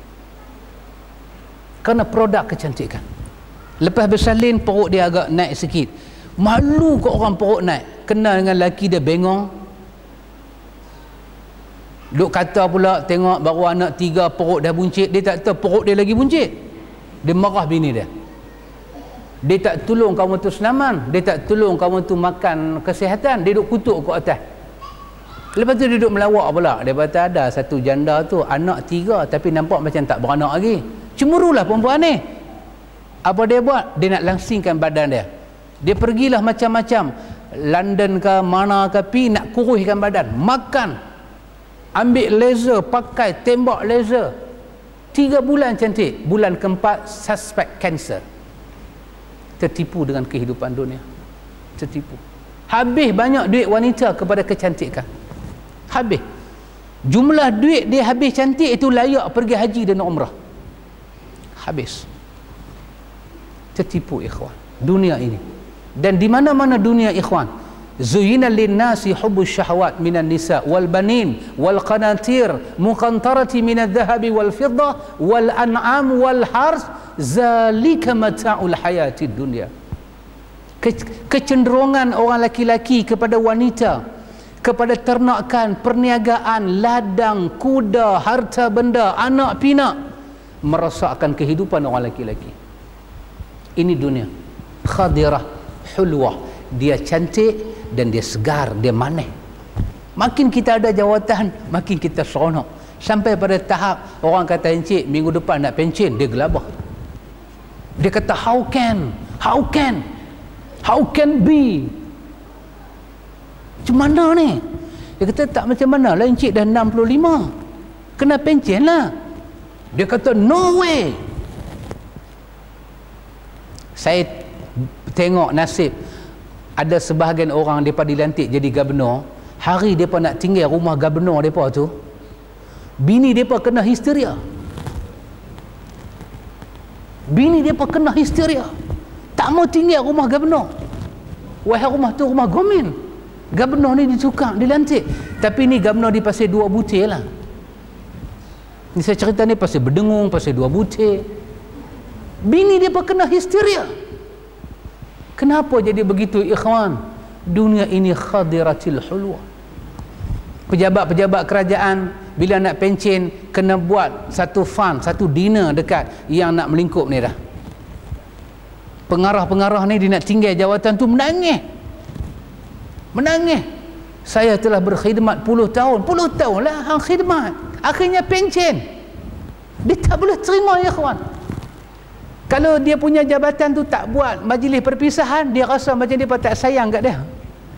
Menangis, air mata ni penuh raga tong sampah. Kenapa jadi begini ikhwan? Ihsan tak menangis mengenangkan ibadat dia, kehidupan dia di akhirat. Ihsan menangis kerana benda-benda yang akan lupus dan luput. Subhanallah. Hati-hati dengan dunia ikhwan. Yang ketiga kata para ulama, kita hati-hati dengan hawa nafsu kita sendiri ikhwan. Hawa nafsu kita sendiri kita kena hati-hati. Sebab hari dia membuah, hari dia buah, hari dia meminta permintaan, kadang-kadang kita rosak ikhwan. Kita rosak. Bukan kata hawa nafsu orang biasa, ustaz sendiri. Atau orang panggil dia ceramah ke apa ke, dia tengok tempat yang panggil pun korporat banyak, dia bukan tanya tajuk ceramah, dia tanya nak bayar saya berapa. Subhanallah. Hawa nafsu ikhwan, supaya Allah melindungi kita daripada kerja jahat ini. Nak bayar saya berapa, dia tengok korporat-korporat ni semua, dia kata kami ustaz biasa orang bayar berapa. Dia kata kalau lepas maghrib biasa orang bayar 2,500, kalau lepas isyak dalam 5,000. Korporat ni kata kami nak buat lepas subuh 7,500 dah. Subhanallah. Tak ada lah cerita ni, tak ada saja saya buat gila ya, tak ada cerita ni. Tapi kena perlu dihati-hatikan. Kadang dalam kita berdakwah ni ikhwan, Allah uji kita. Kawan kita dakwah lagu kita, tengok-tengok dia duk tukar kereta dah. Dulu dia pakai kereta macam kita, sekali dia potong kita, dia pakai Mercedes. Kita duk kongkiak tu lah. Sekali pula dia potong berabus. Kita kereta ni 3 bulan tak bayar, dia pun nak main tarik lah. Dia tu potong pakai berabus. Sekali dunia masuk dalam hati kita, itulah hang duk pergi ceramah betul benda. Cuba pergi sembelih depa tengok. Cuba minta up sikit. Minyak naik, bawang naik, takkan bagi ke ustaz tak boleh naik. Up lah sikit. Halal apa? Hang bukan mencuri, hang berdakwah. Dia kacau hati kita. Kalau ketika itu kita layan ikhwan, kita rosak. Kita kena pertolongan daripada Allah. Hang jagalah aku ya Allah, macam mana hang pernah jaga hamba-hamba yang saleh ya Allah. Aku tak tahu macam mana jaga diri aku ya Allah, tapi aku tahu hang pernah jaga hamba-hamba yang saleh. Jagalah aku macam hang jaga depa ya Allah. Ya Hayyu ya Qayyum bi rahmatika astaghits. Wahai yang hidup, yang berdiri dengan sendiri, aku minta tolong dekat hang, tolonglah aku. Kita kena jaga hawa nafsu kita ikhwan. Yang keempat kata para ulama, kita jaga apa ikhwan? Kita jaga diri kita daripada musuh yang zahir. Orang fasik, orang munafik, orang kafir, Yahudi, Nasara. Kita jaga diri kita. Nak berkawan dengan mereka ada had, ada batas. Bukan tak boleh berkawan, boleh berkawan. Quran ada menceritakan bagaimana orang kafir datang ke rumah Nabi dan Nabi melayan mereka. Antum bacalah surah Al-Mumtahanah. Ayat 7, ayat 8. Allah menceritakan orang kafir datang beri makan. Nabi kata ambil.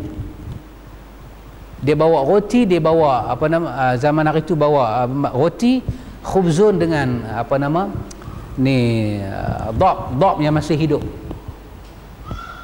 Jadi wanita ini datang kepada Nabi, ya Rasulullah, dia ni mak aku tapi dia tak masuk Islam lagi. Dia bagi kat aku roti dengan dhab yang tak sembelih lagi. Aku boleh makan tak?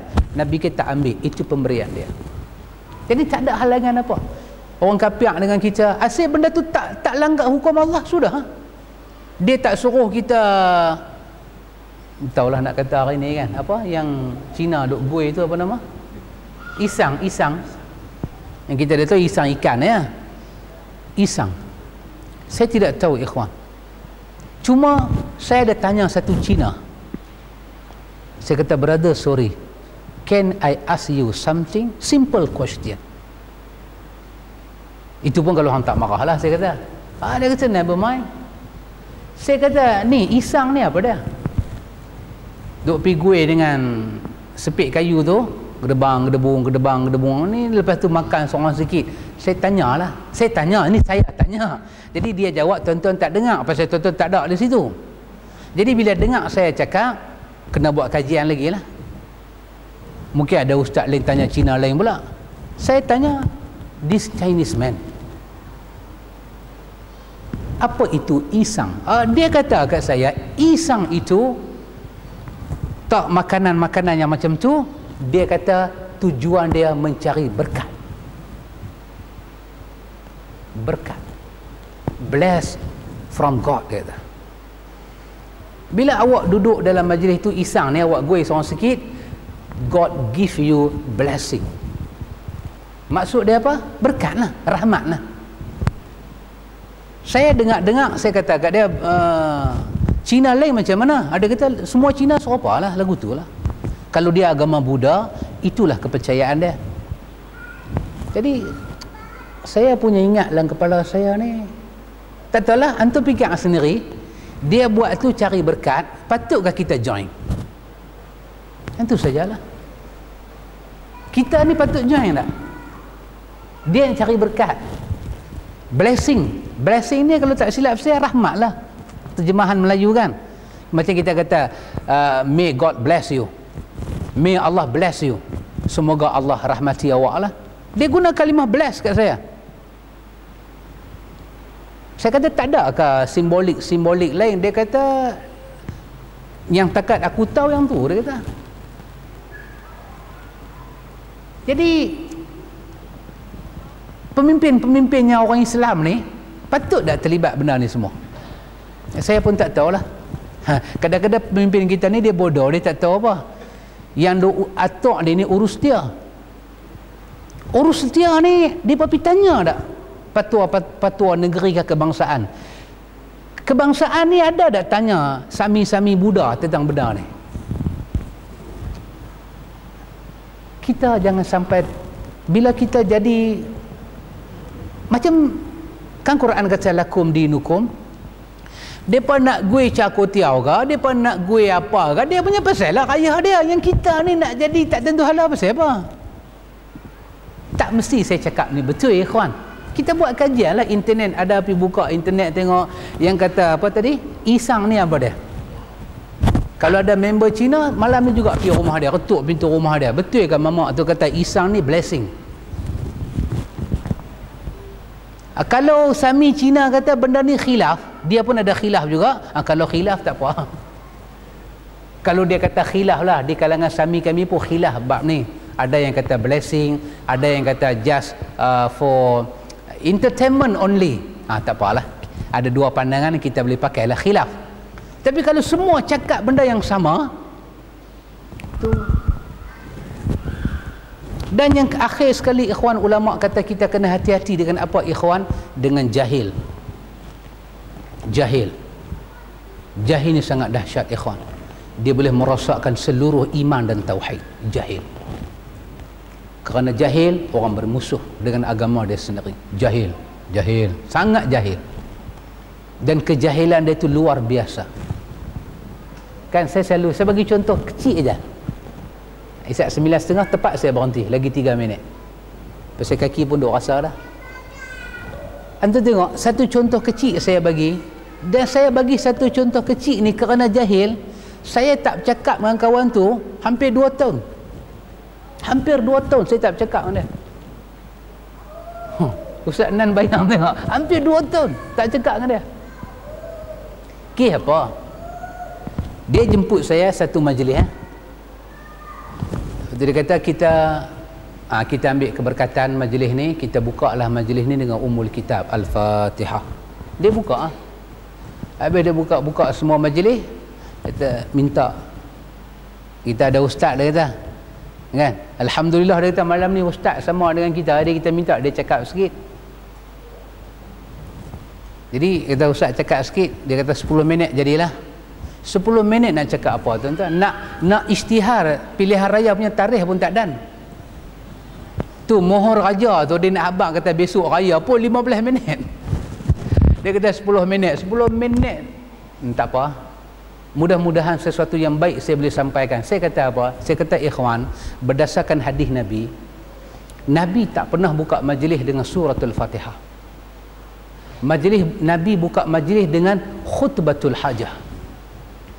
Siapa-siapa yang buka majlis dengan suratul Fatihah, dia telah melakukan bid'ah yang sesat. Kerana Nabi tak pernah buat. Dan Fatihah tidak membawa berkat majlis. Nabi mengulang Fatihah dalam salat, dan Nabi mengulang Fatihah ketika menjampi orang ruqyah. Orang tu kena sihir ke, kena patuk binatang bisa, Nabi bacakan Fatihah.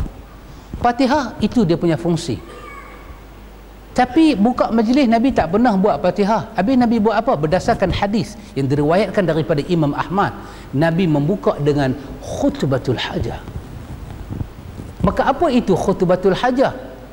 Khutbatul hajah ni ada dalam hadis Imam Muslim, ada dalam Riyadhus Salihin. Apabila Nabi nak bercakap, Nabi mesti kata macam ni: innal hamdalillah nahmaduhu wa nasta'inuhu wa nastaghfiruh wa na'udzu billahi min syururi anfusina wa min sayyiati a'malina man yahdihillahu fala mudhillalah wa man yudlil fala hadiyalah. Nabi angkat jari ni atas, asyhadu an la ilaha illallah wahdahu la syarikalah. Nabi turun balik jari dia, wa asyhadu anna muhammadan abduhu wa rasuluh. Nabi baca ayat, ya ayyuhalladzina amanu taqullaha haqqa tuqatih wa la tamutunna illa wa antum muslimun. Nabi baca pula surah An-Nisa, ya ayyuhan nasu taqu rabbakumul ladzi khalaqakum min nafsin wahidah wa khalaqa minha zawjaha wa batha minhuma rijalan katsira wa nisaa wattaqullaha alladzi tasaaluna bihi wal arham innallaha kana 'alaikum raqiba. Lepas tu Nabi baca pula ayat 70-71 surah Al-Ahzab, ya ayyuhalladzina amanu taqullaha wa qulu qawlan sadida yuslih lakum a'malakum wa yaghfir lakum dhunubakum wa may yuti'illaha wa rasulahu faqad faza fawzan 'azima. Nabi kata, amma ba'du fa inna asdaqal hadithi kitaballah wa khairal hadi hadi Muhammadin sallallahu alaihi wasallam wa syarral umur muhdatsatuha wa kullu muhdatsatin bid'ah wa kullu bid'atin dalalah wa kullu dalalatin finnar. Baru Nabi cakap. Ini nama dia khutbatul hajah. Jadi khutbatul hajah ni dia ada 2 perenggan. Kita boleh baca innal hamdalillah sampai wa asyhadu anna muhammadan abduhu wa rasuluh, terus kita tutup amma ba'du. Boleh? Ataupun kita berhabis panjang macam saya baca tadi. Di dalam hadis Imam Muslim kata, satu bomo daripada Yaman mai, bomo ni nak jampi Nabi. Nak jampi Nabi. Pasal apa? Dia berkata Nabi dah satu macam. Cakap merepek, dia kata wahyu malaikat mai, tak ni nampak malaikat pi Isra Mi'raj. Ini semua dah kena rasuk dah. Baik punya bomo mai pada Yaman nak jampi Nabi. Bomo ni mai cari Nabi. Jumpa. Bomo ni kata, aku jampi hang kerana hang ni keturunan baik, nasab baik, semua orang bagus. Tiba-tiba pergi jadi gila lagu ni tak bagus lah. Aku jampi hang. Bomo tu jampi ya. Bomo tu jampi. Habis bomo tu jampi, Nabi tanya habis tak lagi? Dia kata habis dah. Nabi kata boleh tak aku kata sesuatu? Dia kata boleh. Apa Nabi kata? Nabi ulang khutbatul hajah ni. Nabi kata kat dia, innal hamdalillah nahmaduhu wa nasta'inuhu wa nastaghfiruh. Apa maksud dia? Innal hamdalillah, segala puji milik Allah. Nahmaduhu, kepada Allah kami puji. Wa nasta'inuhu, kepadanya kami minta tolong. Wa nastaghfiruh, kepadanya kami minta ampun. Wa na'udzu billahi min syururi anfusina wa min sayyiati a'malina. Kepada Allah lah kami berlindung daripada jahat diri kami dan buruk amalan kami. May yahdihillahu fala mudhillalah. Siapa-siapa Allah nak bagi hidayah, tak ada siapa boleh halang dia. Wa may yudlil fala hadiyalah. Siapa-siapa Allah nak bagi sesat, tak ada siapa pun boleh halang. Nabi angkat ibu jari, asyhadu an la ilaha illallah wahdahu la syarikalah wa asyhadu anna Muhammadan abduhu wa rasuluh. Bomo ni terkejut, macam badan dia tertolak bintang belakang. Dia kata, Muhammad, hang boleh ulang lagi sekali? Nabi ulang lagi sekali. Apa dia kata? Demi Allah, dia kata, aku nampak kalimah ni naik sampai langit di atas dan turun sampai ayak laut yang paling dalam, dan dia berlega di keliling kamu. Dia mempertahankan kamu dari semua tuduhan dan sangkaan manusia. Kalimah apanya hang baca ni Muhammad? Ajaklah aku. Bomo tu masuk Islam kerana khutbatul hajah. Maka ucapan yang saya baca tadi dalam hadis dia panggil khutbatul hajah. Imam Malik sebut hadis, Imam Ahmad sebut hadis ni dalam Musnad Imam Ahmad. Apa dia ikhwan? Kalimah inilah Nabi jadikan pembukaan majlis, bukan Fatihah. Hanya cakap banyak tu aja, cukuplah 10 minit. 2 tahun tak cakap. Apa dia punya ni? Habis kami duk baca Fatihah selama ni, tak betul ya? Habis tok guru duk buka majlis dengan Fatihah, tak betul ya? Habis hang seorang aja betul ya? Yang tu saja buah dia bagi balik. 2 tahun tak tegur siapa. Kenapa ikhwan? Jahil. Manusia bermusuh dengan kejahilan. Jahil tu buat dia tak kena agama. Dia kira apa? Hak lama-lama. Dia kira hak lama-lama. Dia tak mau dengar dah hadis Nabi ni. Tak mau dengar. Tak mau dengar. Dia tak mau dengar Nabi ajak sembahyang lagu mana, Nabi ajak rokok lagu mana, Nabi mandi mayat lagu mana, Nabi kapan macam mana. Dia tak mau dengar. Pasal jahil ikhwan. Kita pergi rumah mayat, orang kapan mayat, dengan baju dia bagi pakai, dengan kain dia bagi pakai, dengan kapas lagi dia bubuh, dengan celak dia bubuh di atas, dengan minyak wangi dia bubuh lagi, tulis lagi kalimah di atas, la ilaha illallah. Bisik lagi pula di telinga, Muhammadur Rasulullah. Bagi pakai serban lagi, hak perempuan buah bedak sejuk lagi. Lepas tu pegang kain kapan, minta izin pula daripada tuan rumah, boleh tutup? Tuan rumah kata jangan lagi, tak tutup lagi. Boleh tutup? Tuan rumah kata nanti saat adik-beradik duk ada kat Taiping depan nak mai dah ni, tunggu pula. Dia tak mau tahu Nabi buat macam mana ni. Dia tak mau ambil tahu. Kapan mayat keluar rumah macam mana, usung macam mana, lahat buat macam, semua Nabi buat. Dia Rasulullah, kita kena belajar dengan dia.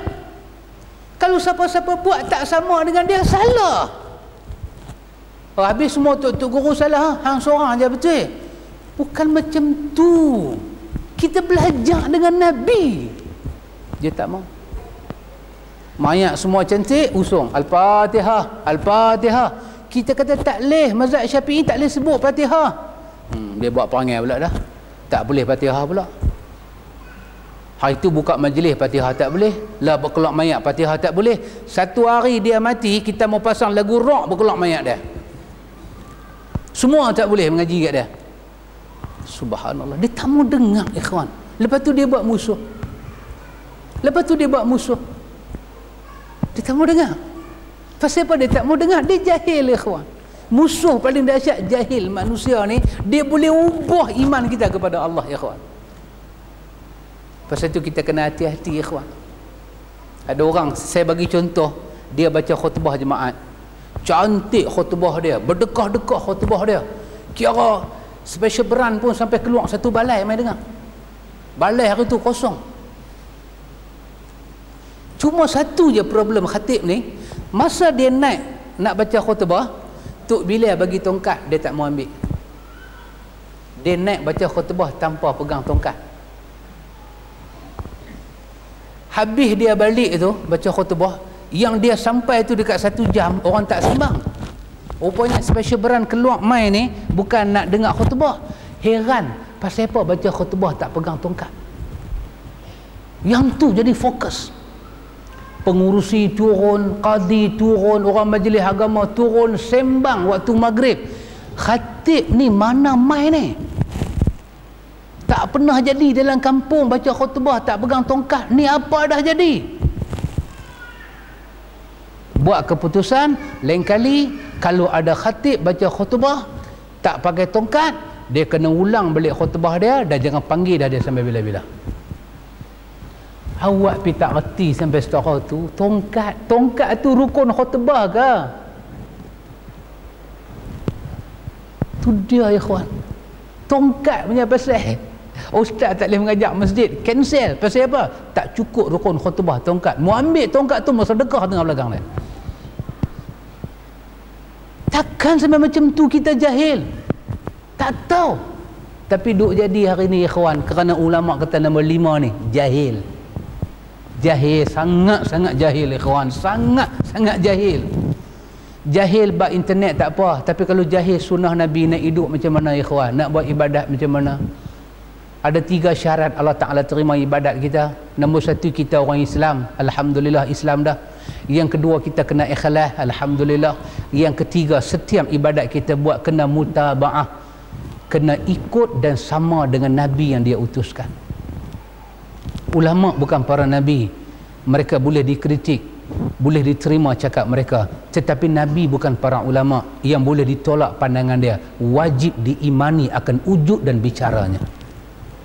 Kita telah menjadikan ulama sebagai Nabi dan Nabi sebagai ulama. Bila kata ni Nabi buat, memang Nabi buat, tapi mazhab kita tak buat. Mazhab bukan Nabi. Diterima pandangan dia, ditolak pandangan dia kalau betul. Tak betul lah. Tak ikut, tak betul. Betul kita ambil. Pasal itu semua ulama-ulama kita. Semua ulama-ulama kita. Kita ikut semua ulama yang ada hujah. Imam Ahmad, Imam Abu Hanifah Nu'man dengan Imam Malik. Tengok orang Malaysia ikut. Ya, bila mai zakat fitrah bagi kupon, bagi duit, orang boleh ikut. Kenapa? Dia ulama kita.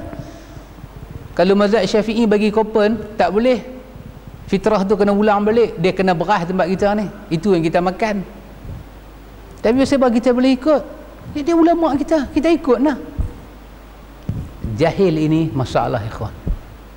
Jangan sampai kita ingat ibadat itu sah mengikut orang-orang tertentu. Tidak. Ibadat itu diterima Allah hanya mengikut Nabi Muhammad. Sehingga saya ulang sebagai akhir ikhwan, hatta kita nak beristighfar kepada Allah, mestilah kita memilih kalimah yang Nabi pakai, bukannya orang pakai. Nabi pakai kalimah apa?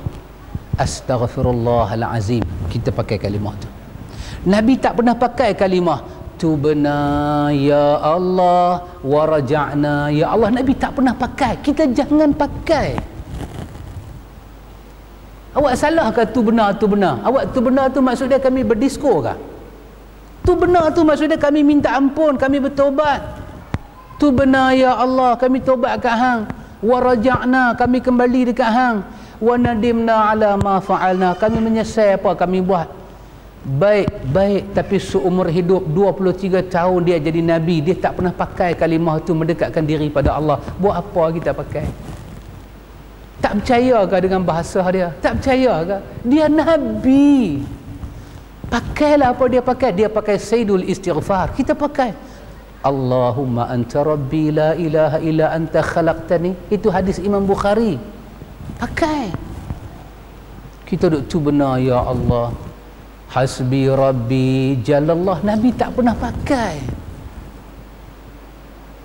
Tak pernah Nabi pakai la ilaha illallah, la ilaha illallah. Pusing kok ni, pusing kok ni, pusing kok ni. Amitna ala dinil Islam. Nabi tak pernah zikir macam tu. Buat apa zikir macam tu? Ada masjid lepas semayang dah habis baca doa, ramai-ramai Ilahi lastu lil firdausi ahla. Ulang sampai 3 kali. Pernahkah Nabi ulang kalimah tu? Tak pernah. Buat apa kita ulang? Ulang buat apa? Tu dia kata apa Ustaz Nan? Hang tak mau ulang, hang duduk diam-diam. Kami nak ulang. Awak salah ke? Tak salah, tapi Nabi tak pakai. Kenapa kita memakai kalimah mendekat diri pada Allah, apa yang kekasih dia tak pakai? Sampai ke? Yang Nabi duk pakai ni berlambak duk dah, kita tak mau pakai. Subhanallah, orang baca doa tahlil punya panjang, daripada atas tangan sampai jatuh atas ribah, sampai sengit lagu ni dah. Kenapa panjangnya doa orang mati? Kita tak pakai doa tu, kita pakai doa yang pendek. Apa dia? Allahumma ghafir lahu warhamhu wa'afihi wa'afu anhu wa akrim nuzulahu wa wasi' mudkhalahu waghsilhu bil ma'i was salji wal barad. Amin walhamdulillahi rabbil alamin. Awak pendek sangat. Nabi baca dekat tu. Hang baca punya pendek, kawan duk dalam kubur tu boleh tertolong ke?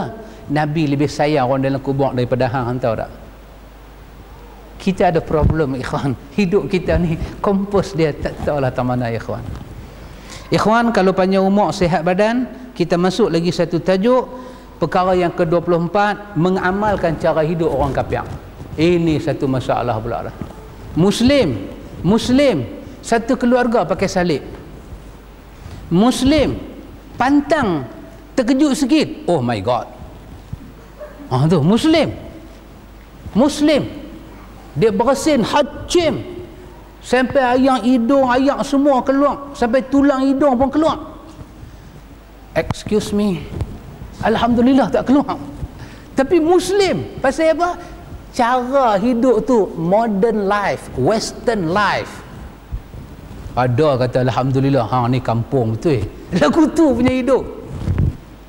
Tudung ni sampai tak mau pakai, walaupun pergi Gaza, balik Gaza tak mau pakai tudung. Dia kata malulah pakai tudung. You tahu ai siapa? Ai datin tahu tak? Pasal kalau datin tak boleh pakai tudung, mana boleh, dia kata besok tua nak mampu pakai. Antum tahu satu bini orang besar dia cakap apa? Dia kata you nak marah ke ai, tapi orang pulau besar di Pulau Kezambu ni. Itu you nak marah ke ai tak pakai tudung pasal apa? Last kali ai nanti pakai. You nak susah hati siapa? Besok orang kapan ai pakai juga kan? Sudahlah. Alamak, lagu tu je dia jawab. Pasal apa ikhwan? Cara hidup orang kafir. Di rumah ni kena ada lilin, kena cucu api kat atas. Kalau mai hari birthday anak tak buat lilin, tak buat kek, tak bubuh atas lilin, tak sambut, tak sayang anak-anak. Kena mbuih, mbuih.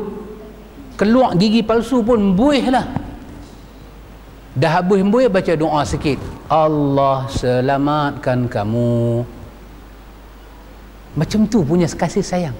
Bila mai wedding time, kita celebrate wedding time, kahwin ni, kalau tak celebrate, you tak sayang rumah tangga kita. You lupa dah berapa tahun kita kahwin. Pasal apa ikhwan? Orang kafir. Paling dahsyat, nanti kita bicara makcik. Ini warm up saja. Paling dahsyat punya kepala otak, dia kata apa? Dia kata abang ni perempuan lah. Biasa perempuan cakap, tapi bukan perempuan hak mengaji. Hak mengaji ni tak cakap lagu tu. Yang ni hak jebon-jebon di luar ni makcik. Apa dia kata apa? Dia kata abang, you sayang kat I tak? Abang dia kata, lagu ni punya elok takkan I tak sayang. You sayang kat I minta satu boleh dah kat you? Kata boleh, 10 pun boleh. You tahu tak Nabi Muhammad kahwin dengan Khadijah kan? Kata tahu. Kita ikut sunnah tu boleh tak? Apa dia? Selagi Khadijah hidup, Nabi tak pernah kahwin dengan siapa-siapa. You boleh tak ikut sunnah tu? Selagi I masih hidup, you jangan kahwin dengan siapa-siapa. Besok I dah mati, baru you kahwin dengan siapa-siapa. Ai ada pi dengarlah pakar motivasi tu kata, sebagai tanda kita sayang kat bini kita, selagi dia hidup jangan kahwin dengan siapa-siapa. Pasal apa? Selagi Khadijah hidup, dia tak pernah kahwin dengan siapa-siapa. Khadijah aja bini dia. Khadijah mati baru dia kahwin dengan Saudah. Siapa pakai hujah ni? Ni kepala otak motivasi ni. Punyalah ya Allah. Pasal tu nanti kita bincang. Saya nak bagi tahu kepada makcik kenapa Nabi tak kahwin dengan perempuan lain ketika Khadijah masih hidup. Pasal sayang Nabi pada Khadijah ke? Tak. Pasal ada benda lain makcik. Ada benda lain. Benda lain tu apa dia? Bulan 3 kita tengok. Bulan 4. Bulan 4 kita tengok. Benda tu ikhwan saya rasa perlu betul. Pakar motivasi Muslim tu ambil benda ni sebagai kebahagiaan rumah tangga. Nanti kita tengok apa para ulama kata, kenapa Nabi tidak kahwin dengan perempuan lain ketika tu Khadijah masih hidup. Dan Allah menyatakan dalam surah Tahrim kepada Nabi, ya ayyuhan nabi lima tuharrimu ma ahallallahu lak tabtaghi mardata min azwajik. Wahai Nabi, kenapa kamu haramkan benda yang halal untuk diri kamu? Kamu nak cari kasih sayang bini-bini kamu, nanti Allah murka pada kamu. Ya. Kalau panjang umur lah, kalau saya pergi mati bulan depan tak ada lah. Tapi tak mati lagi lah rasanya. Tapi kalau pendek umur, tak ada lah dengar sebab-sebab tu. Kita tengok lagi sekali. Wallahu ta'ala a'lam. Subhanakallahumma wa bihamdika asyhadu an la ilaha illa anta astaghfiruka wa atubu ilaik. Allahumma rabbana atina min ladunka rahmah wa hayyi' lana min amrina rashada. Rabbana zalamna anfusana wa illam taghfir lana wa tarhamna lanakunanna minal khasirin. Wassallallahu ala nabi Muhammad wa ala alihi wa sahbihi ajma'in walhamdulillahi rabbil alamin.